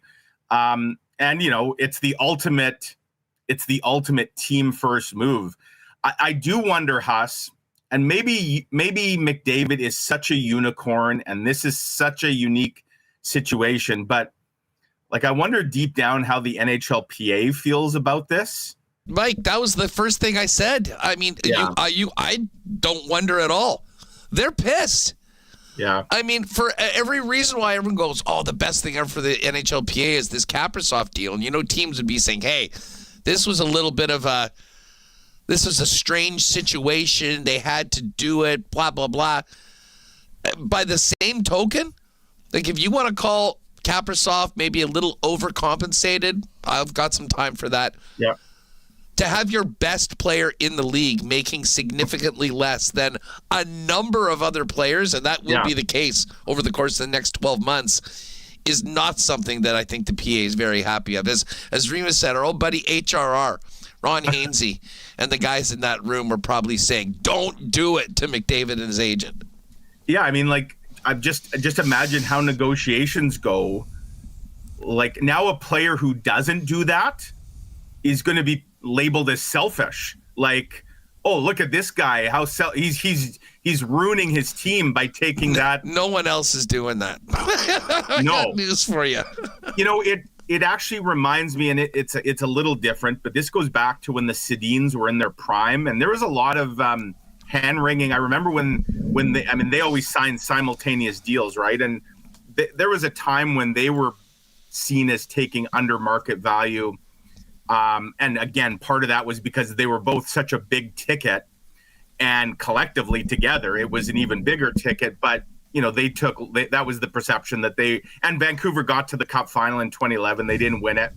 But I remember at the time, people were saying, oh, the PA isn't going to like this. Well, this is an entirely different situation, especially when you now compare it. And yes, Kaprizov signed for 8 and McDavid short term, but it's quite jarring for sure. And, I suppose any agent for a player, if a GM tries to throw the McDavid deal now at them in terms of trying to bring a price down on a player, I'm sure agents will say, well, that's not a precedent. That's a one-off. That's a unique, and maybe, there's probably some merit to that. But this idea of, taking less, Connor McDavid is there's no I in team. That's the ultimate team move. And the repercussions will be very interesting. A lot of people now wondering, okay, is there going to be a flood of deals done over these next few days with people like Kyle Connor and Eichel? And maybe there will be. Again, this contract's so unique. I'm not sure how, in a vacuum, how Connor McDavid's contract has any real impact on Kyle Connor's contract. I just don't see how it can. Oh, no, I'm with you. I mean, to be honest, I think it's far more comparable to Kaprizov than McDavid. But again, it seems like the numbers are sort of shaken up on that. Hey, shout out to T. Conapoli. Appreciate the super chat. How about that UFC card in Pereira? Ouch. Great weekend of sports for October Rocks. Let's go Blue, Jets, and Moose. And the Railers. He's shouting out the T-Kona Railers, of course. Speaking of a UFC card, did you see the exhibition game between the Lightning and the Panthers? Exhibition games, I should say. I thought it was insane on Friday, and then it got twice as nutty on Saturday. I couldn't take my eyes off it. I have the NHL Center Ice package, so I was watching, and just an absolute gong show. Beer league, Saturday night beer league special with just a handful of guys left on the bench. It's crazy, Huss, that it was the same 2 referees that did both games. Those guys, they're going to need counseling after that. They might now be negotiating to never work another Tampa or Florida game again after that gong show. And there's hearings, a couple hearings and fines and stuff. I'm almost surprised that the NHL didn't come down on Paul Maurice and John Cooper for kind of not putting a lid on this. And I know Tampa felt they got wronged in Thursday's game by some of what happened. And then they call up basically 6 henchmen 6 hired guns from the AHL who'd already been cut from the team and were just there to cause mayhem. Like it was right out of like Slapshot. I think these teams play again in mid-November, first time. And did you see today, Huss? I think Tampa claimed a guy on waivers from Utah who's 6'9", 240 something, and had like 200 PIMs in the AHL last year. So I guess they're already loading up for the next meeting. But I got to think the NHL, like before that game in November, the NHL is probably going to come down and talk to both teams and say like, and look, there will be some that say this is great for hockey. I'm sure the fans in the building that night absolutely love. They might have made some new fans. They might have sold some tickets out of that. I just think this probably isn't what the NHL wants. But hey, I enjoyed it. It was a bit of it was a freak show. Do they? I know they say they don't want that. Yeah. Did they secretly kind of want that? Hey, I mean they have a hard enough time sometimes getting news clips and highlights and stuff in some U.S. markets, and this certainly will make a lot of highlight reels. And if you subscribe to the theory that no publicity is bad publicity, then sure, bring it on. I mean, I just think, first of all, it's a good thing that the preseason's only going to be 4 games next year, and I get that like everyone's trying to keep their costs down in the preseason, so you naturally play. It's why Winnipeg plays Minnesota every year and Edmonton and Calgary. Like you just play the teams that are closest to you. Tampa and Florida, though, they played 3 times in this preseason, and their AHL teams play a ton against each other as well. Like these guys are just sick and tired of each other. Like they need a break. And so it'll be interesting, like 4 preseason games next year. Do they even schedule any against each other, or does everyone say, no, we're putting you in timeout. We're going to go find, it's not you, it's me. We're going to go find another partner here to hook up with. But yeah, it's the other thing, Huss, that again, we don't even talk about. This is the ultimate preseason development, though. How about the 8th goal coming off the board? And this speaks to how chaotic the game was. They were losing track of which guys had been turfed from the game. Yeah. So much so that a player who had been ejected 7 minutes earlier sets up the 8th goal. He's on the ice. I think it was Nico Mikkola. Yeah. And then I like some of the I've been reading some stuff on social media. It's hilarious. Fans demanding a 10-game suspension for Mikkola because they're essentially saying that he violated that rule that says, yeah, once you've been kicked out, you can't go back on the ice. Right. And of course, that's not happening here. And then there's the conspiracy. They always protect Florida. Panthers. This and that. The fact is, this was like an administrative error. This was a clerical or a paperwork error. This wasn't Nico Mikkola, like pro WWE style, doing a run-in from the dressing room after he'd been bounced. Like clearly something got lost in translation. And case in point, so I'm watching the game, but I'm also looking online because I wanted to know how many total penalty minutes are there.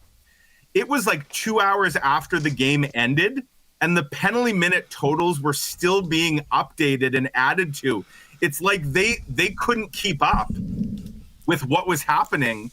And I think it ended up being like north of 320 combined PIMs. But that just shows you like the poor, again, those guys that were working like between the penalty boxes, those NHL officials, they probably all needed a stiff drink or 10 after that game.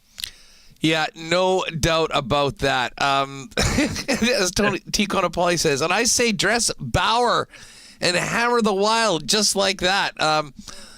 Everyone's going to be paying attention to that first battle of Florida later on this season. Bringing it back to the Jets, and we had Kevin Sawyer on earlier on.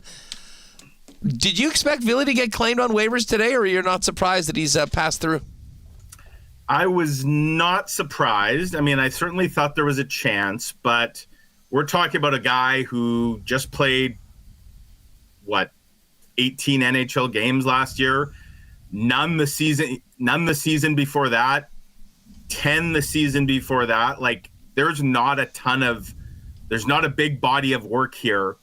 And for the 31 NHL teams, and again, I think some people maybe forget, they think you can just grab a guy off waivers and then you can do whatever you want with him. Well, no, that's not the case. You grab a guy off waivers, he's got to be on your NHL roster. And in some ways, it was probably strategic of the Jets to place him on waivers on the day where, I don't know, what was there, 100 guys on waivers yesterday, Huss? Like, it was an enormous big number. Crew of guys hitting the wire. Yeah. Because that was the final day. Like, everybody, if you wanted to get down, get a guy off on waivers, you had to do it yesterday to meet today's deadline. So, had they done it earlier in camp, I would have been more optimistic that he got claimed, because then you're giving a team time to maybe sort some things out. But when you're leaving it to the last minute like this, like most teams, unless you had a significant injury or something, most teams, they know what they have. And if they would have claimed Ville, they probably now might have had to waive a guy of their own just to make room for him. So it was probably strategic. I'll say this. I'm sure there's a lot of people disappointed. I'm sure Ville Heinola is disappointed. He probably was hoping for a fresh start in the NHL. I do think, and I'm writing a bit about this today, in some ways this is really good for him. He can go now, like, he doesn't have to worry about just sitting in the press box. That he can't spend another season playing 18 games and watching from the press box and just practicing. Like, he needs to play hockey. And, there's a good chance that he'll get his fresh start after this year. I think I saw somebody posted, like, I think he needs to play 27 NHL games this year, Huss, or else he becomes a UFA next year under that provision where if you don't... Group 6, I believe. Yeah. So is he going to play 27 games with the Jets this year? Well, we know where he stands on the pecking order. So if he does play 27 games, it means that the injuries have absolutely piled up for Winnipeg. So he probably doesn't. And then next year he can go, find another NHL home, or maybe he goes back to Europe or whatever. But for this season, I think it's good that he's now going to get to play. And he's going to get to play on a Manitoba Moose team, Huss, that looks absolutely loaded. I realize that maybe we don't talk about pressure when we talk about AHL teams. There should be some pressure on the Moose, the coaches and whatnot down there, that they've got a really talented group at that level that underperformed last year. And there's going to be pressure, I think, on them to have a much better season. And on paper, they look like they should be able to do it. And maybe Ville does get a shot at some point here this season with the Jets, but I think the fact he's going to get to play some hockey, no, it's not going to be at the NHL level, but at least he's going to get to play. That's good for him. And we'll see what it means, for his career down the road. But just sitting as the 7th or 8th guy here in Winnipeg wasn't an option. And in that sense, Huss, like, I almost feel the Jets, and you can debate, I guess, how much responsibility the Jets have for his development or lack thereof. I feel like the Jets at least tried to do him a bit of a solid here by putting him on waivers. They could have, and last year they didn't want to put him on waivers, and he just sat and barely played. I think this year they decided we can't have that repeat itself.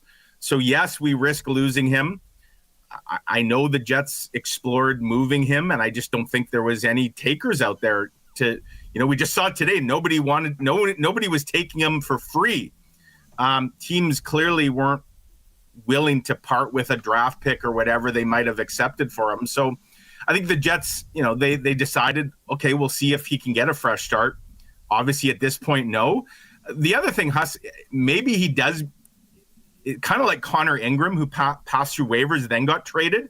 Some guys become more valuable when they get through waivers, because now a team could trade for him and just put him on the AHL roster right away now that he's cleared. I'm not saying that's going to happen here, but if there's a team out there that they think, okay, Ville Heinola, he might not be in our top 6 right now, but he's better than our 7th or 8th guy. But they could go out and now get him as insurance. And if the Jets were willing to say, you know what, we're okay with that, like maybe that does happen here. It's not out of the realm of possibilities. But I'm just glad he's going to get to play. And as I said, I'm not totally surprised. I just think there's not enough body of work to see what he is at the NHL level right now. Yeah, I mean, listen, this happens all the time with first rounders that don't really make it in, on their ELCs that are there in that sort of, well, especially once they have another contract and they're no longer waivers exempt. I just saw Arthur Kaliev, who's a first rounder of the Kings. He's on the waiver wire after trying out in Ottawa. And listen, for the Jets, this is a great thing. I mean, he's going to go down to a much better Moose team. He'll be able to play big minutes. If they need him, they can give him that opportunity and call him up. And if not, hopefully he can just stay healthy, have a really strong season, and set him up for whether it be another NHL opportunity or a good spot in Europe to really flourish as a pro at some point. Mike, before we go, let me ask you about cut down day tomorrow. I mean, they have to have that final roster. By today, actually, at 5. Oh, sorry, it's today, and then guys go on waivers, and then the final rosters are due at 5 after guys clear and whatnot tomorrow. Is Parker Ford going to be on the opening day roster? Yeah, sure looked good again on a Friday night.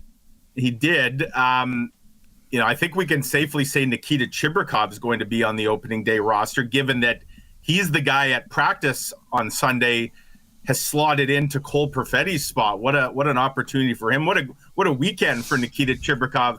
Signs a 2-year extension. Maybe a smart piece of business, Huss, by the Jets to get the 2-year extension done before you bump him into your top 6, where potentially he could post some numbers that would he sign for $875 the next 2 years, like barely league minimum. That might have been a tidy piece of business because he might have driven his price up a bit by playing in the top 6. We'll see how long that lasts. But here's where I'm at. I mean, clearly the Jets are going to start the year with 7 defensemen, with Ville being waived. And right now they have 15 forwards on their roster as we sit here today. That's with Walker Duehr also going on waivers and clearing waivers. So if the Jets want to start the year with 23, they only have to make one more cut, and it's obviously going to be a forward.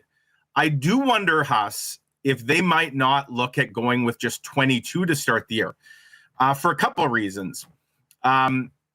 Salary and banking some salary space. Don't forget, the Jets are not going to be using LTIR for Lowry, Samberg, and Perfetti. That means they have to carry, even though those guys aren't playing, their cap hit will count. There's no relief. And I think those 3 combined make about $12 million between them. So I was looking at Puckpedia just before we came on here. If the Jets were to go with just a 22-man roster, which would just be 1 extra forward, 1 extra D, they would have about $3 million right now in space. If they go with 23 men, 14 forwards, that's going to be closer to $2 million. And, over the course, if you're talking about banking that space and it gets prorated over time, like that could be significant. So, and I do, like, to me, David Gustafson's not getting cut. He would have been on waivers if they were going to send him down. So it really comes down to Parker Ford and Brad Lambert for me. And I'll say this, Haas, if the Jets are going to keep 14 skaters, 14 forwards, one of those guys is going down to the Moose. If the Jets go with 13, I could see a scenario where both those guys get sent to the Moose because they both, if you're the Jets, do you want Ford or Lambert as your 13th or 14th forward, or would you prefer them playing top line with the Moose and staying ready? Right now, based on what the lines look like, it would seem David Gustafson's probably the 13th forward. So are you keeping Ford or Lambert? Now, again, you could change guys. Like, again, Chibrikov's spot's not etched in stone. Tanner Pearson, I wouldn't suggest should get all that comfortable either. Like, there will be competition, there will be movement.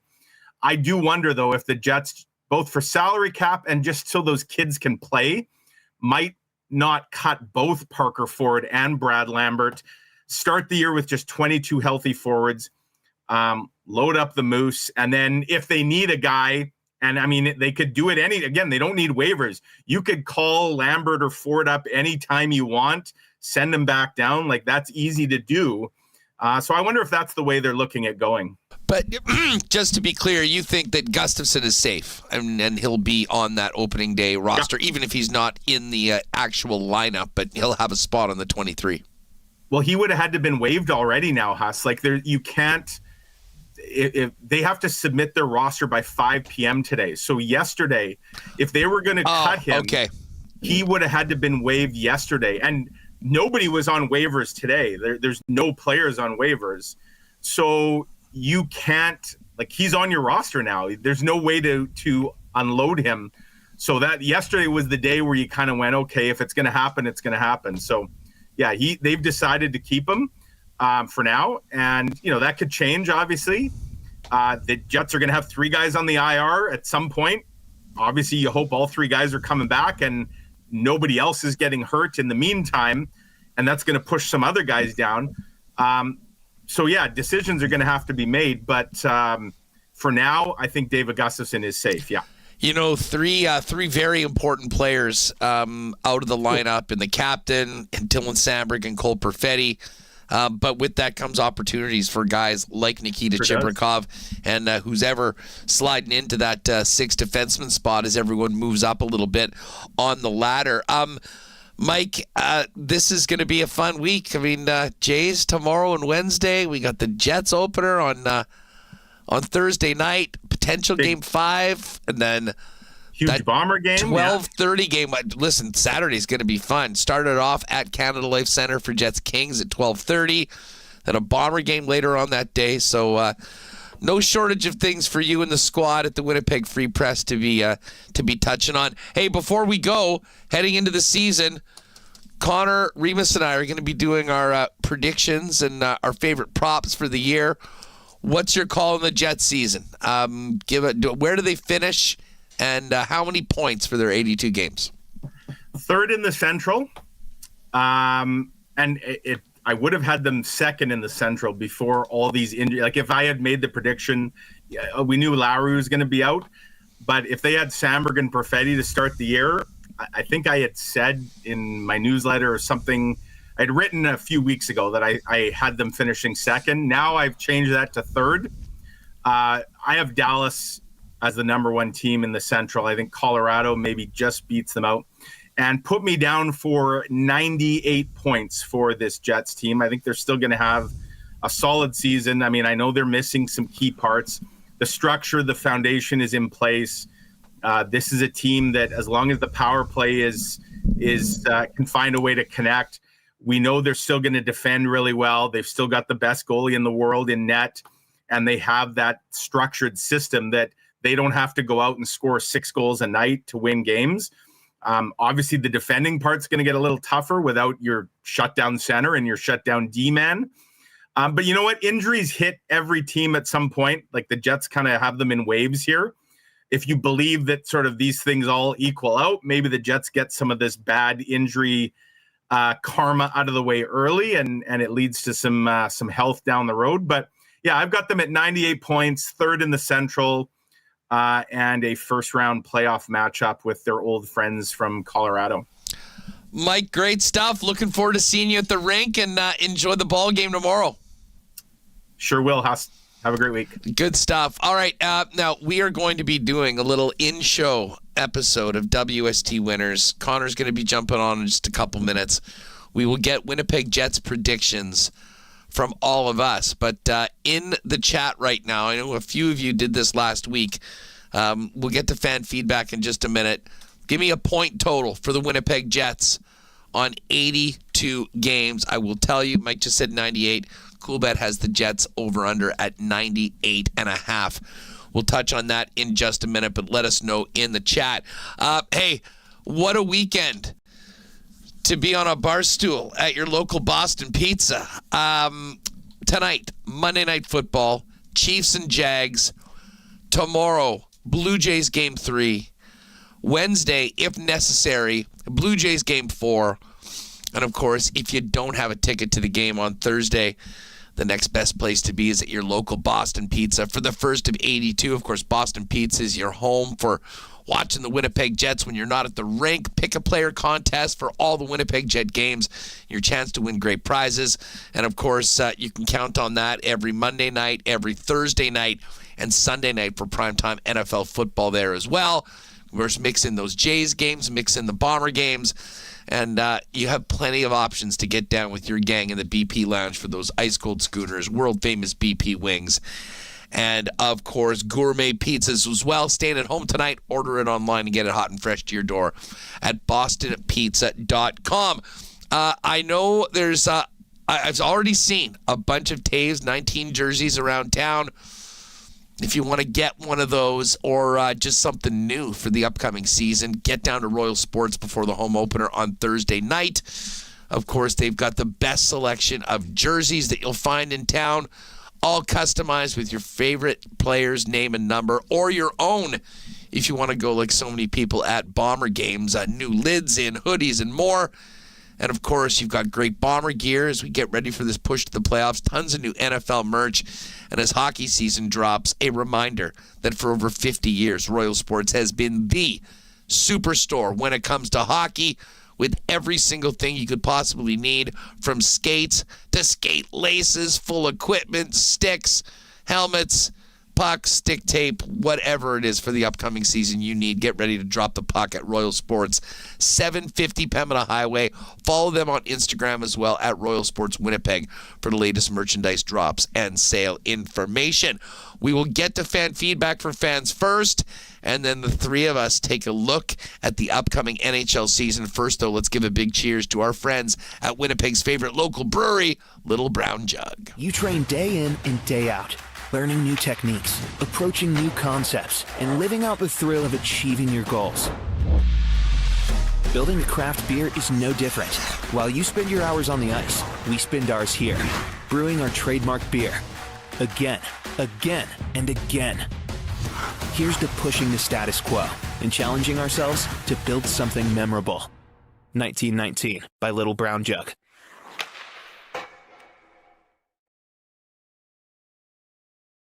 Stuff on the weekend, and yes, there were a couple of 1919s mixed in, and a lot of cheersing 1919s after the Blue Jays' big win on the weekend. All right, another chance for folks to have their fan feedback. We're going to tell you where we think the Jets are going to finish coming up in just a minute. Dan, Jets fans on 102, as is Mike Wynn. Shout out Section 316. Phyllis has 106. Moose 396. Dart Skater is saying 82-0, 164. 110 for Kevin Sawyer. Schickster says third and 101. I think that's sort of in the area that I'm expecting. And Leslie Mitchnook still says 108. We had another 104. Les Thompson going with 97. So keep your thoughts coming in. You can go back and forth. Larry's down on the Jets, 92 points. I don't think 92 gets you into the playoffs this year. That would be a major disappointment if that is the case. Keep your thoughts coming in. Fan feedback, of course, is brought to you by Fans First, your number one spot for buying and selling Winnipeg tickets on the resale market. So all season long, when you need to grab a pair last minute, or you've got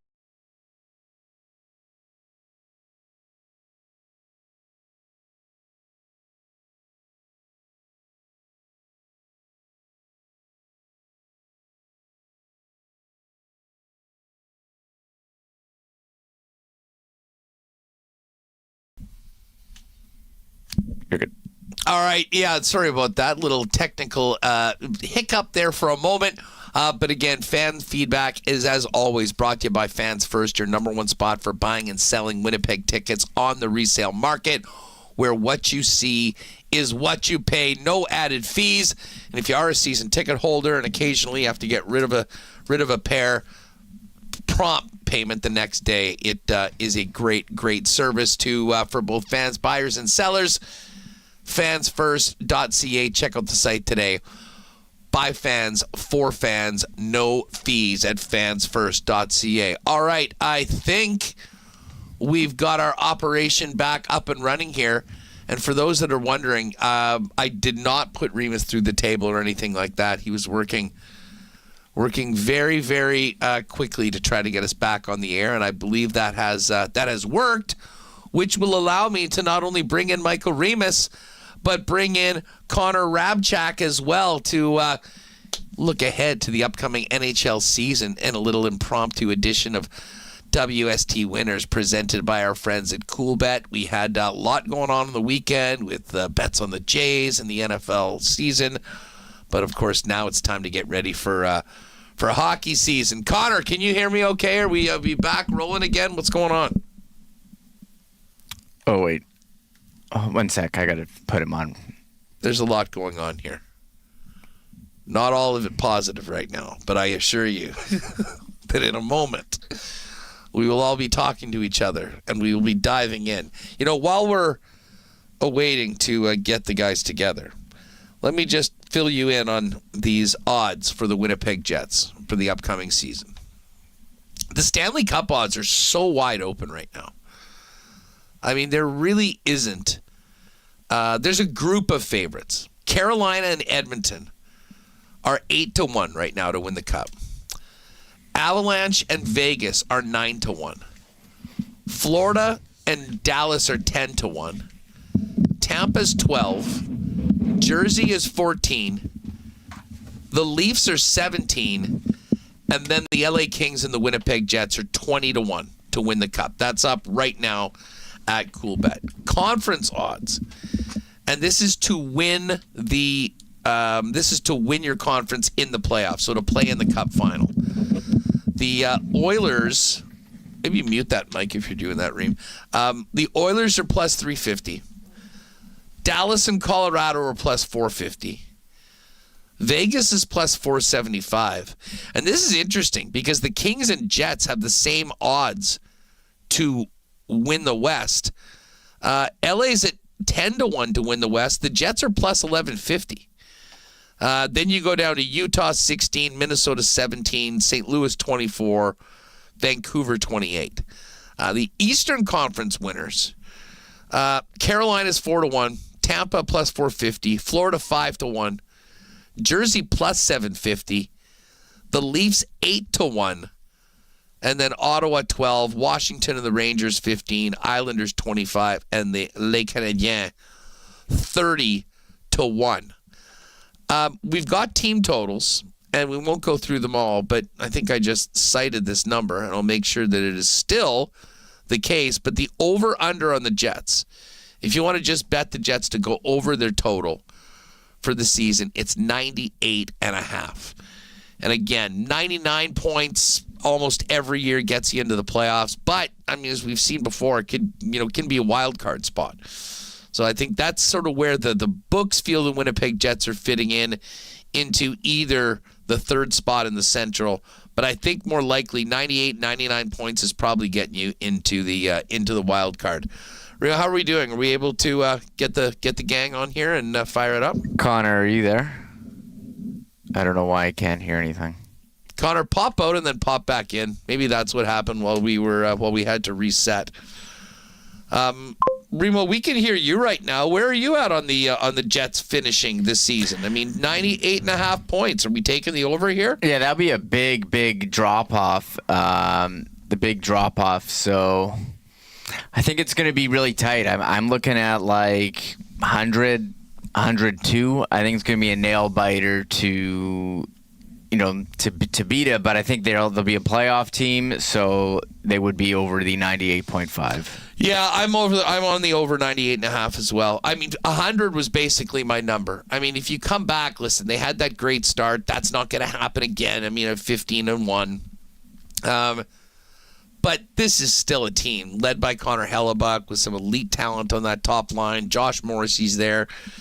And as much as it is concerning, I think, for a lot of Jet fans to start off this season without Dylan Samberg and Cole Perfetti and, of course, Captain Adam Lowry, there is part of me that thinks that this is, listen, it's not a good thing to be without your top players, but you do have to learn how to, thrive in some adverse situations. And as we've talked about right throughout the show, it does give opportunities for guys to get into the lineup that maybe, otherwise wouldn't. And I will tell you, I think this Nikita Chibrikov has the opportunity of a lifetime right after signing a contract to go in, play consistently. And the very simple job for him, Remis, is to play so well that when Cole Perfetti's healthy again, they realize, okay, we got to find a spot for this guy because he has been too good for us to have back with the Manitoba Moose. 100%. He's definitely earned the opportunity, and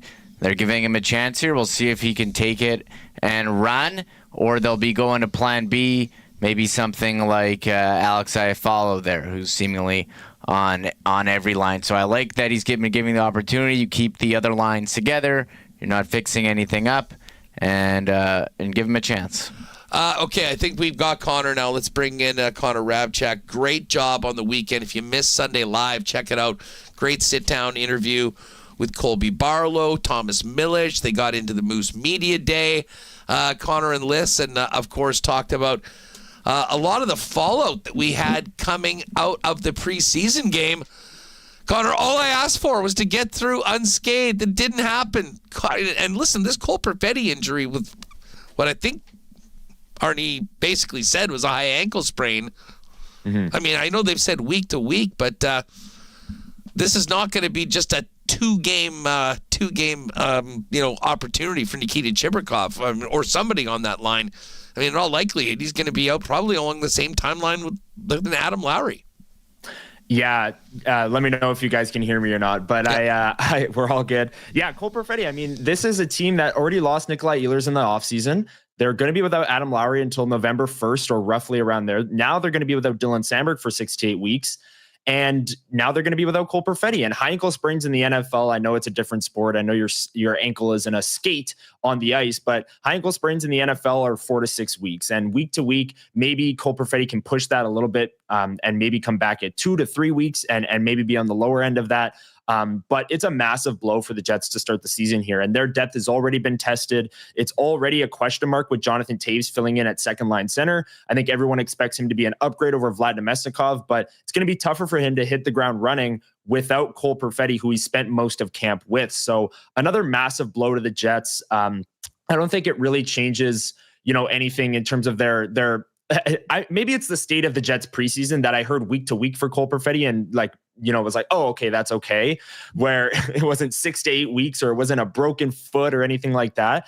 But just a tough blow for the Jets and their depth, which is already kind of a big question mark going into the season. And one of the reasons why they're at 98.5 points over at Coolbet, and something that they'll have to weather the storm here in the first couple of months of the season.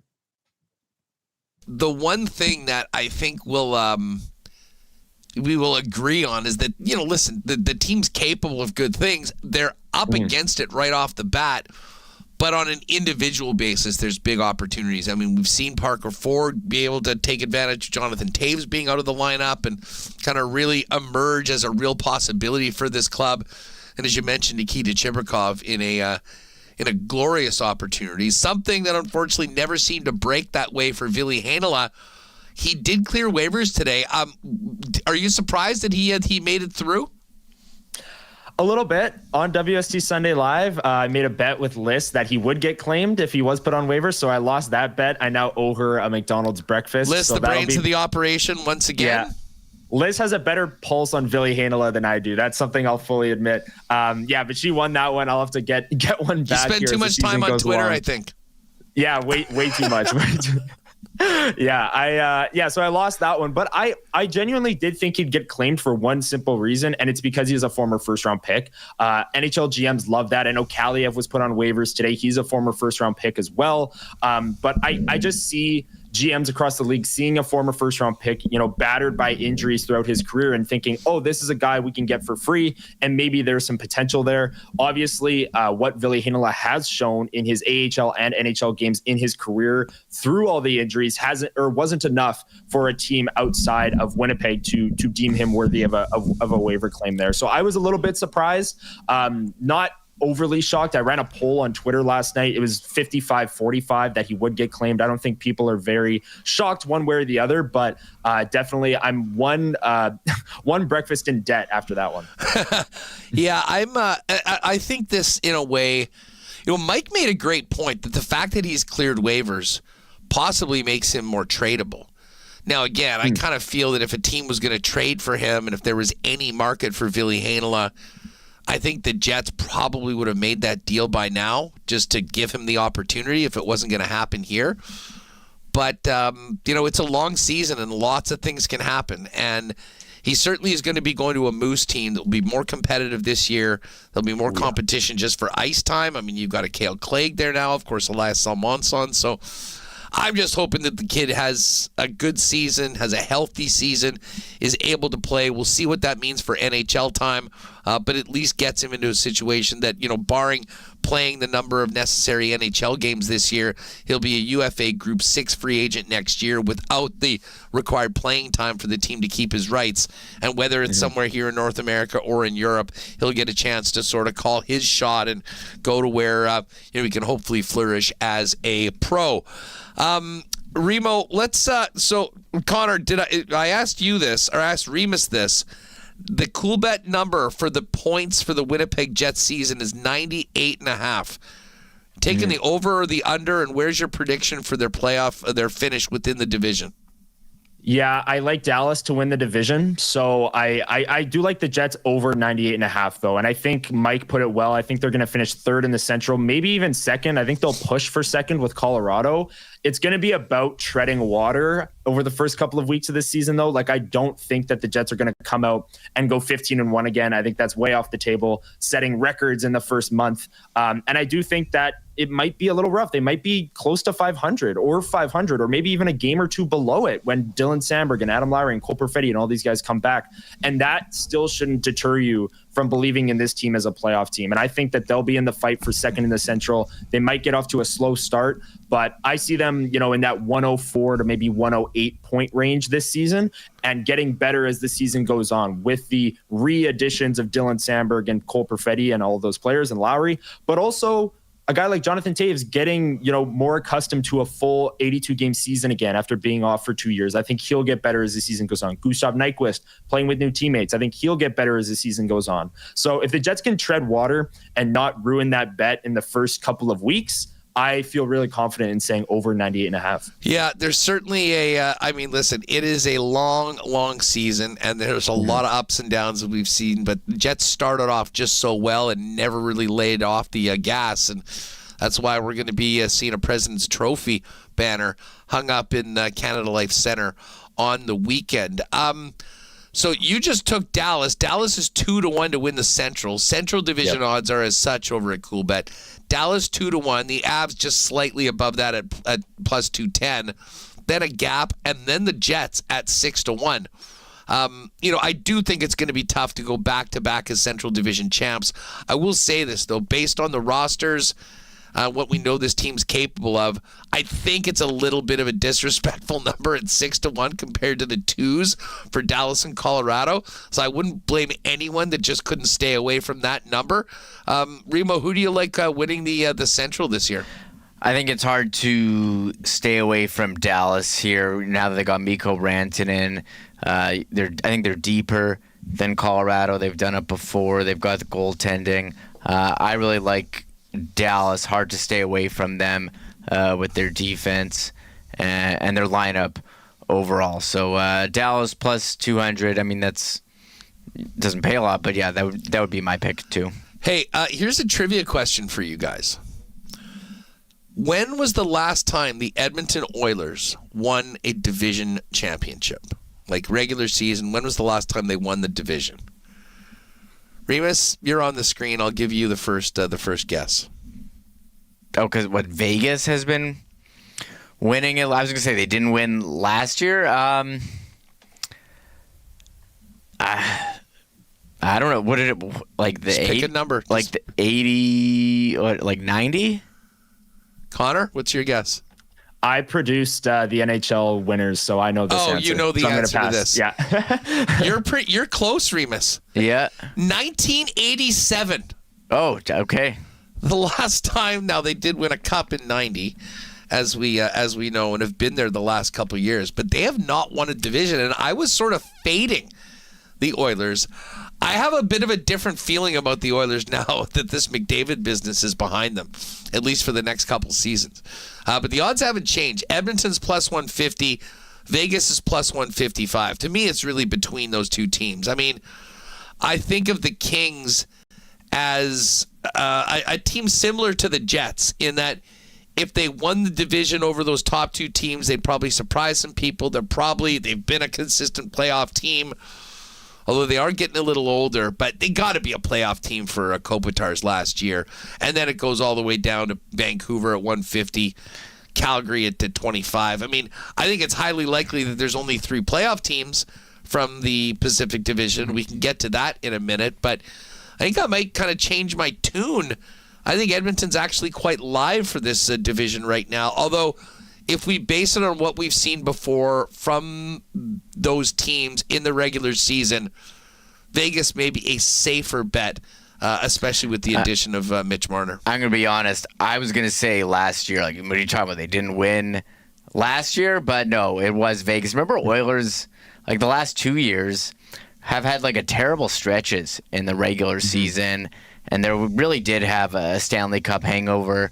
And was it last year where they lost to San Jose? We were like, oh, they're not going to make the playoffs, or was that that might have been 2 years ago? That was 2 years ago when it seemed like they had to fire the coach. Yes, they did fire the coach. They were the worst team in the NHL, and then they went on like a 17-game heater and were right back in it and ended up making it all the way to the final before losing to the Florida Panthers. Yeah, so I think regular season's tough. We saw it the last year that, look, when you go from playing in a Game 7, they didn't get to Game 7 the year before, but you go to playing that high-intensity hockey, it's tough to want to get through, October, November. You're like, get me to the final, get me to the playoffs, let's get these games meaning something. So they haven't been a team that's won the division. Maybe they come out excited now that McDavid's re-up. They're saying, okay, we're going to do this. We're going to get him that Stanley Cup. And you look at their other teams, I'm curious about Vegas. They have the depth that they had before. What are we going to see from the Kings? They have it on defense. And Vancouver, they were a total mess last year. How are they going to rebound? Calgary's interesting, a plus 2,500. They were pretty close to a playoff team last year. Fell just short. Another year under their belt. Dustin Wolf had a great season. How can he do it? But I would say Edmonton is going to be tough to overlook here. Yeah. Connor, any other division picks that you like outside of the Central and the Pacific? I'll just say quickly, I like Vegas to win the Pacific at plus 155. I think that it's Mitch Marner, and whether Leafs fans are right or not, he's a great player in the regular season. And I think they remind me a lot of Dallas in that their top 9 and their forward core in general is loaded. Their defense core is very steady with Noah Hanifin, Shea Theodore back there, and they've got Aiden Hill and net. So I like Vegas to win the division. I think they're a better regular season team, if you will, than the Edmonton Oilers, who kind of, to me, in the Florida Panthers line of thinking, can just turn it on in the playoffs and make the finals no matter where they finish. Outside of the Pacific, I do like the Carolina Hurricanes. I know they're like a big favorite, plus 130. Well, not big favorite, but plus 130 to win the Metro. I think the Metro is really weak this year, just looking at it on paper. I think the Devils are live in that division, but outside of that, I think New York, I'm not ready to trust them. The Washington Capitals, I do think they take a step back this season. And I think Carolina, with the addition of Nikolai Ehlers, who we know very well, and the left side of their defense core is absolutely stacked too with Slavin and Nichushkin and all of these players that they have on their defense core. So I like Carolina. And then in the Atlantic, I do like Tampa Bay, but I almost want to take Ottawa at plus 750. I think that division is quite open in terms of, Toronto's losing Marner, and yes, they're deeper, but I don't think they really have the high-end talent as much as they did last year. And I'm still not a big believer in their defense core in general. Like they have Morgan Riley as their top pair guy, and I've never believed in him as a top pair guy. So I'm not really in on Toronto. Tampa Bay I'm in on, but Brandon Hagel's hurt, and they're seemingly just focused on like killing the Panthers as opposed to winning hockey games. We'll see what happens there when the season actually gets going. But I think Ottawa is maybe, one of the deeper teams in the Atlantic. They've got Tkachuk. They've got Cousins with another year under his belt there. And they've got really Gregg taking another step. Jake Sanderson is an elite young defenseman. If Linus Ullmark can be good as well, I think they're live at a bit of a longer number to win the Atlantic just because. And then Florida, it goes without saying, like they're one of, we'll probably get into the make-miss playoffs. They have no Barkov for the entire season. And I know they have baby Barkov and Anton Lundell, and he can fill in, and they have Sam Bennett, and they're still loaded, and they'll probably still make the playoffs. But for them to win the division, I think is a stretch, and they're a team that can coast and kind of turn it on in the playoffs. So I think Ottawa's kind of live in the Atlantic, but I wouldn't be surprised if it's Tampa who's the favorite. I don't even mind that. I mean, if you're looking for a long shot, a little bit off the board, I could see Ottawa maybe being sort of a Winnipeg of last season, that if they can get off to a good start, play, I mean, they've already made that step where they made the playoffs last year. They're looking to take that next one this year, playing with those teams and being in the mix all year. And here, I'll tell you right now, I don't think the Panthers, I don't really think the Lightning or the Leafs really care about where they finish other than what it means for their path through the playoffs to the Stanley Cup. So, if we get another Battle of Ontario, another Battle of Florida, I'm sure that both the Sens and the Leafs would be more than happy to let those teams beat the hell out of each other. Again, let's take a quick look at the to make the playoffs list. If you go to the Coolbet Futures and click on Team Playoffs, every team has a number to make the playoffs as well as to miss. The Winnipeg Jets are in the top 10 or so of the league to make the playoffs, minus 286 to be there, to miss plus 205. You did mention the Florida Panthers, and for people that thinking that just all the hockey that they've played over the last couple years, combined with losing their most important player for the entire season, might cause the bottom to fall out, you can get on the Panthers at plus 250. I kind of really looked at these teams right in the middle of it all. And I think what's interesting is just looking into the Central Division. I think we're going to have 4, probably 5 teams make the playoffs. But it is interesting to see that both the Canadiens, the Blues, and the Utah Mammoth are all pick'ems to make or miss the playoffs. I'm actually fading the Habs. But between Utah and St. Louis, I can't see them both making it in. If we think Winnipeg's going to be there, probably Minnesota. So I'm a yes on St. Louis, a no on Utah. Connor, what about you? I'm high on Utah this year. I think they're going to make the playoffs. I like their team total for the season is 92.5. I like the over on that as well. For someone, you guys brought up the report earlier. Logan Cooley turned down 8 years by $9.6 million. Yeah, because he's going to get a lot more after this season. Like, he is such a good player, former 3rd overall pick, had 65 points in 75 games last year. He's taking another, he's 21 years old. You got Dylan Guenther, Clayton Keller. They added JJ Peterka. Maybe they'll get some more health on their blue line with Sergachev and Marino. I'm a big Utah fan in terms of what they're building over there, and they're just a young, exciting team. So if I had to choose between one of those two, I'm going with Utah. And I wouldn't be shocked. I think there's value on kind of taking the Blues as well and then fading the Wild at plus 150 to miss the playoffs. Like, I think those 3 teams, in my opinion, are like neck and neck in terms of their talent level. And I know the Wild got the Kaprizov deal done, and they have Boldy, and they have a very good team. Like, I'm not doubting that, but I just see them all kind of in this cluster, and I could see any one of those 3 missing. So I know Jets fans won't mind hearing that I don't mind fading the Wild a little bit at plus 150. I'm completely here for that argument. And I'm more than willing to put a yes beside Utah and St. Louis if it means our friends from the state of hockey will be watching the other teams in the playoffs, and they'll be getting ready to golf. What about you, Remo? I mean, specifically about those teams that are pick'ems, but any other make or miss off the list that you want to get on? Yeah, really high on St. Louis, and I think you look at their lineup, and maybe they don't have like a superstar talent on their team, but they're all very good.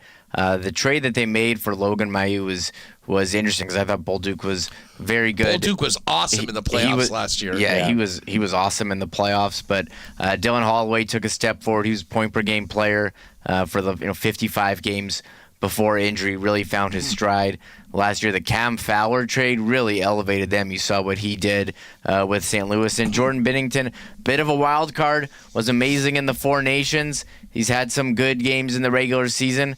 He's going to be solid come playoff time. And Jim Montgomery, another full season with him. Blues, very good playoff team. I mean, that series, those teams really, the Jets and St. Louis really beat the hell out of each other. It was crazy, the amount of hits and the difference in the two series when the Jets started playing Dallas. So I like St. Louis. I think they're going to be back in the playoffs. And Utah, I want to pick them, but who's going to be the odd man out? I think St. Louis has a bit of an edge over them. I would pick Minnesota to be out if you had to, but... but I'm going to go with St. Louis here. Yeah, I'll sort of believe the Utah hype when I see it. I mean, we've heard this for a few years. Although I will say this, they're in a better situation, better ownership. They've actually made some deals to truly improve the team. So we will see on that. Again, if you go over to CoolBet, just click on Team Playoffs and you can see all of those markets. All right, before we get to conference finalists and a cup pick from those of you guys on the record at the beginning of the season, so you can Barry Horowitz yourself all season long when these teams have good years. Let's take a quick look at a few over-under totals for points for the season, focusing in on the Winnipeg Jets. Mark Scheifele, over or under 74.5 points. And I will just quickly mention, considering that you just talked about Binnington, let us not forget about the Olympic Games.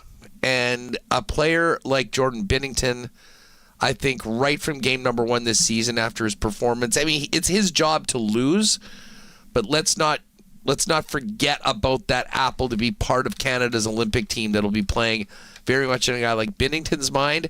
And I have to say, Mark Scheifele, I mean, the FU mode that he went into last year after not getting the call for the Four Nations, I think was noticed by everyone. The season that he had, what he showed in the playoffs, I mean, I don't know. To me, this is not only a huge season for the team, but also Mark himself, because he, as much as anybody, wants that honor and opportunity to play with the NHL's best. I think when you combine that with the responsibility that he gets, with the ice time on the top line, the guys that he plays with, the fact that he's a huge part of the Winnipeg Jet power play, which was so good last year, I feel pretty good at going the over 75.5. Connor, where are you at on the Scheifele upcoming season? Yeah, I think 74.5 is absolutely in play for Mark Scheifele. He had 87 points last year, but the more shocking number to me, Huss, is his goal total. It's over under 30.5 for the season. He had 39 last year, and he's scored at over a 30 goal pace for the majority of his career, like the bulk of the seasons of his career. He doesn't always play the full season. 2021-22 played 67 games, scored 29 goals. That's obviously a concern if a player misses time, but going back all the way to like 2016-17, he scored at or above a 30-goal pace in almost every single season. So I like Mark Scheifele being over 30 goals, shooting the puck a little bit more, trying to get noticed by those Team Canada reps to make that team. And I like the motivation angle from you, Huss, where you're talking about him making the Olympic team, him proving that he's worthy of a spot on that Olympic team. He was first in goals last year when they made the decision. I think he's going to come out even more motivated, trying to do even more to impress this team and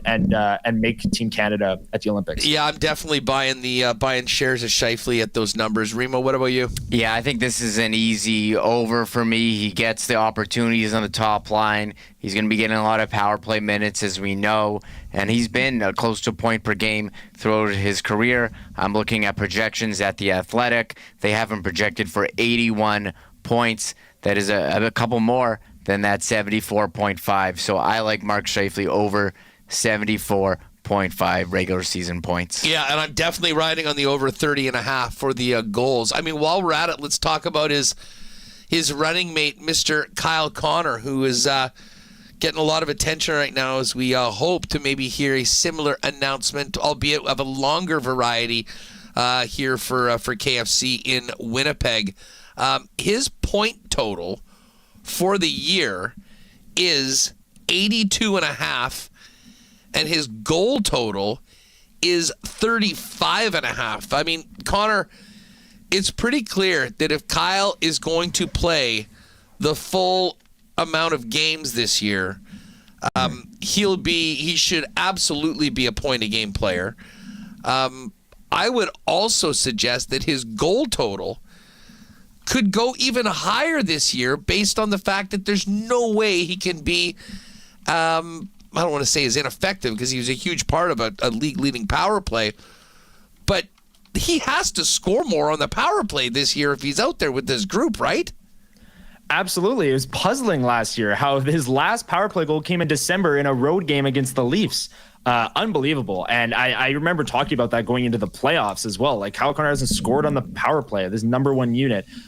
Pretty incredible when you think about it. A guy scored 41 goals and only one came on the power play in kind of the second half of the season. But Kyle Connor has scored at over a 35 goal pace for 5 of the last 6 seasons. So this is an easy one for me as well. Kyle Connor over 35.5 goals. And hopefully more of them come on the power play, but he's going to be relied upon to score on that power play with Cole Perfetti out to start the season, with Adam Lowry out. The Jets are going to need some offense here, and the top line is going to be relied upon heavily, both in minutes and on the power play. So I like Kyle Connor to get the minutes, get the opportunity, and score over 35 goals. Yeah, and listen, it's fun to bet the overs and just watch your guys all year long. I am going to point people out to the direction of the Cool Bet exclusives. If you go into the exclusives and then click on the NHL tabs, there is a prop for Kyle Connor to score 50 goals this year at 17-1. He has scored 47 before. I think it's even more important that he score this year with the absence of Nikolai Ehlers, and I think that power play, there'll be guys like he and Scheifele, they're going to need to pick up the slack from what they're missing without Nikolai Ehlers. And Remis, I've said before, I mean, I think Kyle Connor has a 50-goal season in him, considering how old he is, and no time like the present. KFC for 50 at 17-1, why not? Yeah, I definitely think it's something that we've talked about. Is he capable of a 50-goal season? You've seen his shot. As you said, he scored 47 before. He needs to have a lot of things break the right way for him to do that, but it's certainly within the range of outcomes. And for 17-1, gives you something to cheer for, have some fun, going into the season. Why not? I do like that one. I think much more likely that 40, because you said his total is what, like 30? 35.5. 30, yeah, I think he's going to hit that easy. You're banking on health, maybe some puck luck, but 17-1. It's possible. I don't know I'm not going to guarantee it or anything, but I think at that number, it's a fun one to wager on. Yeah. One other guy we should quickly talk about is Josh Morrissey. And Connor, Josh's totals are 65.5 points, and we've seen that number go up. Like 2 years ago, I think everyone that was watching the Lock Shop or WST had a piece of Josh Morrissey. It was like over 34.5 points or something. He almost doubled that. Nobody's surprised anymore when Josh Morrissey puts up big numbers. That's why his total is 65.5, which is a pretty high number. And the goal total, 12.5 for Josh Morrissey. I would suggest this is the tougher one maybe to play the over than the other two, which really seem like pretty good spots for Jet fans to get on the over, assuming those two players can stay healthy throughout the year. Yeah, this would be the one I'm the least confident in, and it really has nothing to do with Josh Morrissey as a player. We know he's a number one defenseman. We know that he's incredible at both ends of the ice. His first offensive breakout season, you couldn't say the same thing. He had 76 points in 78 games, but was giving a lot of that up at the other end as well. And he's really refined his game and become a true elite number one defenseman over these past number of years. He had 62 last year in 80 games, so he was right around that number, and that was with him quarterbacking the number one power play unit in the NHL, getting a lot of those secondary and primary assists and even goals, which he ended up with 14. I don't know. This one, I still think Josh Morrissey's right around 65 points. I still think he's an elite shutdown defenseman. And I do think as well, if you want to play the motivation angle with Mark Scheifele, we talked to Josh Morrissey before the season as well, and he's motivated to remake Team Canada because he wasn't there in the final. He got sick the day of the game, and it's almost another motivation tactic for him to know that he wasn't there in the moment that they won it all, and he needs to, show the staff again that he's worthy of being on that team. I don't think there's any doubt in my mind he will be on that team, but I think he'll be right around 65 points, whereas the Scheifele and Connor ones, I think their ceilings are much higher, where Josh Morrissey, coming off 62-point season and had the number one power play, this one's a little bit tougher for me. Yeah, I'm sort of with you as well, and I'll probably jump on the over goals total just because I love it when Morrissey scores and give us an extra reason to get hype when 44 lights the lamp. All right, let's get to our predictions, our picks, if you will. We've got conference odds, as I laid out a little earlier. Remis, I will start with you. Who do you like winning the Eastern Conference and the Western Conference, and what is your official cup pick for the upcoming season? Okay, I know Carolina is the big favorite here at plus. They always are, and I don't get that always. at all. This is a team that has been just run over in the conference finals every year. They finally won a game last year. Do we think that the addition of Nikolai Ehlers is going to be what puts them over the top? I mean, we all love Nick, and I hope he has a great season. His point total, by the way, if you want to jump on the over, is 65.5, just like Josh Morrissey. But I'll never really understand why for the last 2 years they've just basically been like right there with Edmonton, with Florida. But there's some things that obviously the numbers look like, and that's what puts them in a big spot, and they're a co-favorite at 8-1 to win the Cup. I think for me, part of it is the path to the Cup, the Metro Division, not as strong Great point. as the others. So they've got a really good chance of being in that conference final. Can they beat, Toronto, Florida, Tampa, whoever it may be? You mentioned Nikolai Ehlers as the add. I think a full year of Logan Stankoven, another year of development for Jackson Blake. Keandre Miller trade, maybe a bit under the radar as well. Goaltending been a question for them with Freddie Anderson. He's going to miss time. Kochetkov, can he be the guy when he needs to step in? I've been suckered into Carolina every year in playoff things, so I'll go Carolina. If you wanted me to do a longer shot, I would lean New Jersey. They were rolling last year, and then Jack Hughes got injured. It's going to, he's a 100-point player if he can stay healthy. Big question for them. Really like what they have on defense with Luke Hughes, Dougie Hamilton, Brett Pesce, Brendan Dillon, former Jet, Simon Nemec. Is he going to play a role for them this season? So I'll go New Jersey, but Carolina is my pick. And what about the West? The West, tough to stay away from Dallas for me. I'll say Dallas. They've got a really complete team. They've got the goalie. They've got the top forwards. They've got the defense. Multiple lines that can hurt you. Although their depth, I'm not so sure if they're as strong as before, but I'll lean Dallas. So you've got the Stars. Stars are 10-1 to win it, and the Canes are 8-1. Okay, I guess I'm picking Carolina then. This is their year. Yeah, we don't want to see the Dallas Stars win the Cup. I'm not picking. Connor, no. What about you? Eastern Conference winner, Western Conference winner, and then who gets your nod in the final?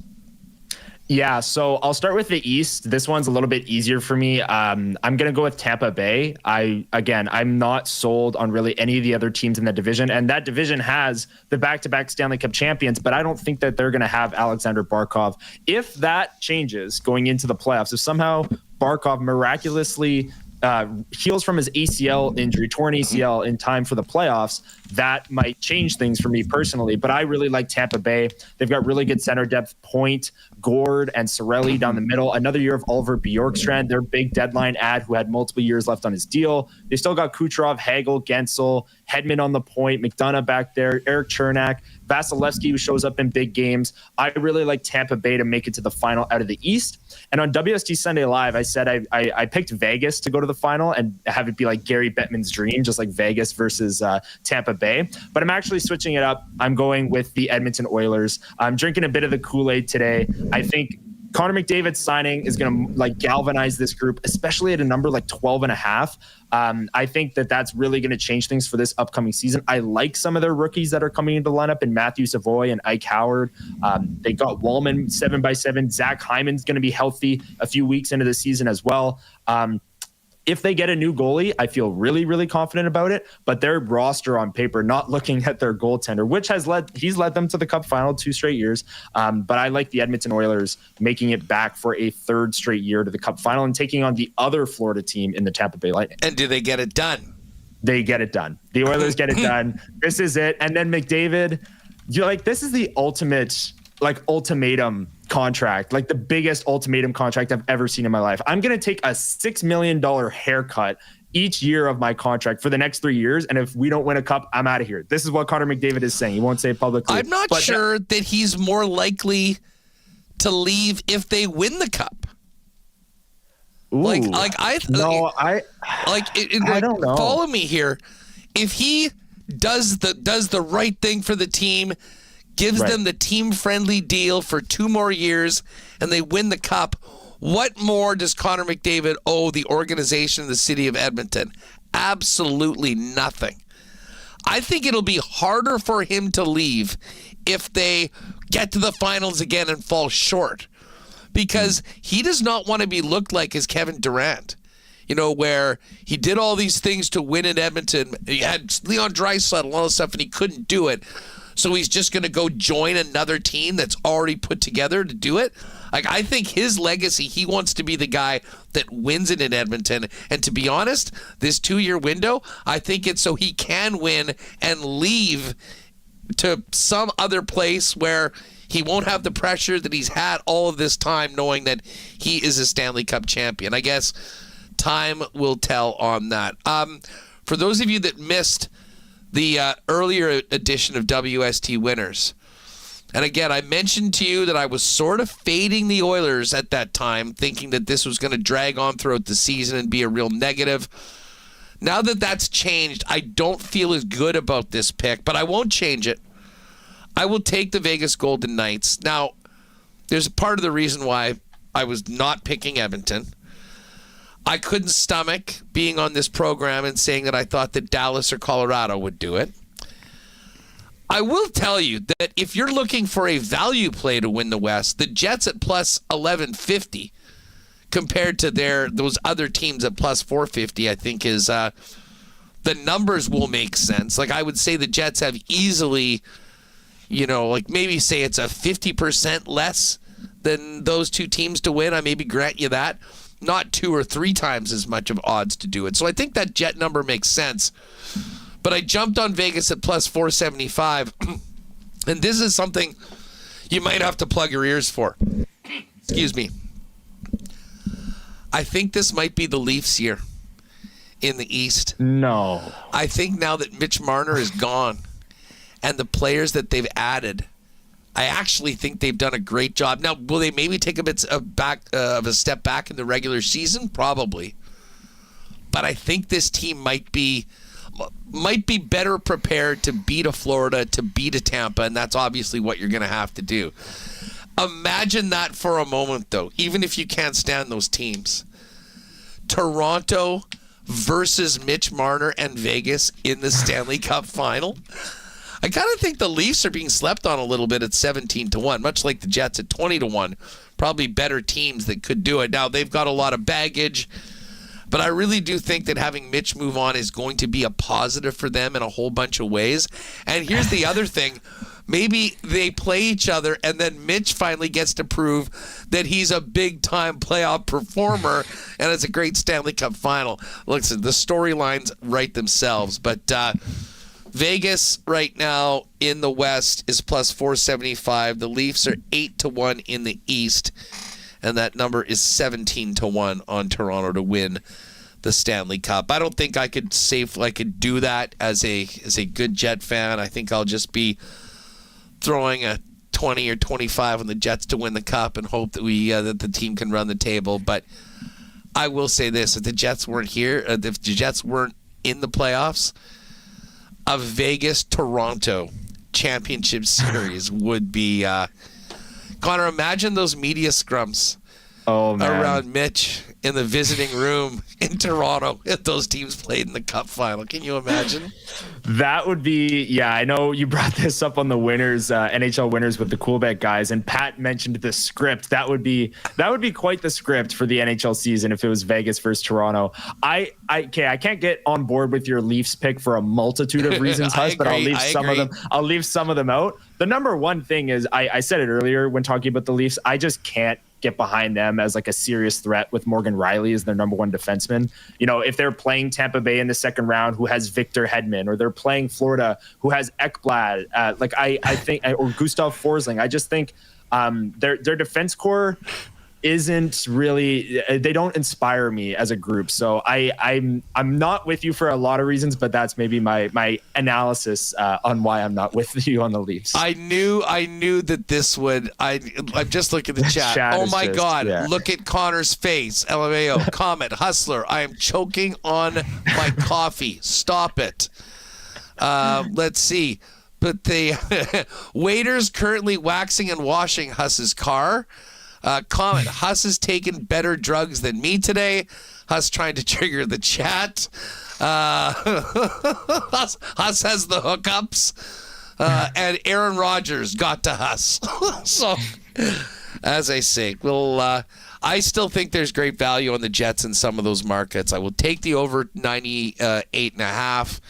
And I'll tell you what, that Western Conference at plus 1150, that's the next step for this team to take. We've often seen teams, they win the President's Trophy, fall short, and then next year, obviously, it is a wide open Western Conference, and there is a lot of work to be done, and it all gets going on Thursday against these Dallas Stars, who are the favorites right now in the Central Division to do it up. Hey, listen, just before we go, we aren't going to be able to go very long on this because we got to get this pod up. Connor, just quickly, what a day in the National Football League yesterday. The early slate was garbage. I mean, all the games were complete blowouts. But once again, we had a player. I'm not sure that loss by the Arizona Cardinals, which many of you have been eliminated in Survivor because of, that is going to go down as one of the most... a loss that encapsulates the incompetence of a franchise over the years so perfectly. DeMericato in the fourth quarter, running 70 yards to the end zone, what would have put them up 29-6. He drops the ball beforehand, no points, and then Tennessee ends up beating the Cardinals for their first win of the season, the worst team in the league. You just cannot make that up. Yeah, and as a 49ers fan, Cardinals are in our division. I loved watching every second of that. It was awesome. I know Jeff Kabilis is a Cards fan. He might be in chat. He won't want to hear that. Oh, my God. What about Tennessee's touchdown, Huss, to put them, back in it within a field goal? Cam Ward throws an interception. Yeah, on and a pick. the DB goes to stand up, loses the ball. The Cardinals player is like, it's mass humanity going for the fumble, and they kick the ball back into the end zone where Tennessee recovers it for a touchdown. Like that was one of the worst touchdowns I've ever seen in my life. And somehow the Cardinals then couldn't finish the job on offense. Tennessee got the ball back, went all the way down the field, and kicked a field goal. And the winless Tennessee Titans now have a win on the road against the Cardinals, who have looked good at times this year. So it was really interesting. The Sunday Nighter was great too. Drake May looks legit going into Buffalo and doing what he did. The Buccaneers-Seahawks game, the jerseys that both teams wore in that game were amazing. Reem, and somehow did you the see game that? was better. I know Remis has takes on that. I don't love the Buccaneers creamsicle jerseys. They're not. I'm not a huge lover. They were of wearing them. the whites, whites. They were so clean yesterday. You had the Buccaneer Bruce, but they had the white with the striping. That to me was the best uniform matchup we've had in the NFL in so long. The '80s Seahawks jerseys and the Buccaneer Bruce, the creamsicle whites was excellent, and the game delivered too. First ever game in NFL history where both quarterbacks had over 350 passing and 80% completion rate. But it was a bad mistake late. Man, what a weekend for the Niners. Like unreal. They beat the Rams on the road, and then the Seahawks lose to the Bucks, and then the Cardinals blow one with the Titans. Both it was at awesome. home. Both at home. Yeah. Wild stuff. Amazing weekend. Just before we go, we got Chiefs-Jags tonight. Chiefs are 3.5-point favorites at -108. Take the Chiefs, everybody. As I said, and this is perfect, my prediction of the Chiefs not being in the Chuds power poll, and this would be the last week they won't be on it, as long as they get this win. There's plenty of room after what some of the so-called top teams did in the league this week. Both Philly and the Buffalo Bills losing at home right now, and Chiefs can be tied at the top of the AFC West with a win. Tough one for the Chargers yesterday. Listen, that is going to do it for us. We got to get this podcast up. But again, for the futures for hockey, the season starts tomorrow.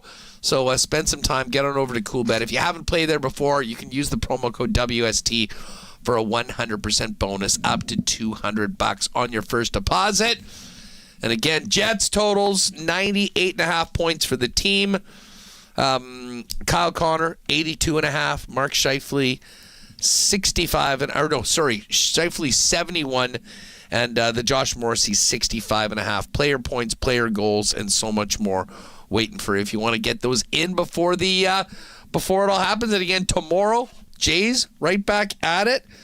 There's two postseason games tonight. Game 2, Dodgers Phillies, Cubs Brewers go at it. And tomorrow the Jays plus 125 Dogs with Bieber on the mound to complete the clean sweep. Futures odds up right now on that. Jays to win the series -556. Yankees plus 410. And just looking at the futures, Jays are number 2 when it comes to winning the World Series. The Dodgers plus 235, then the Blue Jays at plus 325. That is going to do it for us, gang. Connor and Remo will be holding it down tomorrow with the latest on the Winnipeg Jets. The roster will be official. Guys will be able to get through all the lines and continuing to not only focus on Thursday night's home opener for the Jets, but opening night tomorrow in the National Hockey League. The latest on the Blue Jays. And, of course, the Bombers back at practice as they get ready for a big game in Edmonton this weekend against the Elks. Thanks to Kevin Sawyer. Thanks to Mike McIntyre, Connor Hrabchak, Michael Remis, everybody in the chat, and, of course, all the sponsors that make WST happen each and every day. Have a great night. Enjoy the Monday Nighter. Go Chiefs. And join us right back here tomorrow, 1 p.m. for another edition of Winnipeg Sports Talk Daily. Have a great one, everyone. Oh, my God! Oh! Shut it down! Let's go home! Thanks for tuning in to Winnipeg Sports Talk Daily. Make sure to subscribe on YouTube and your favorite podcast feed at winnipegsportstalk.com.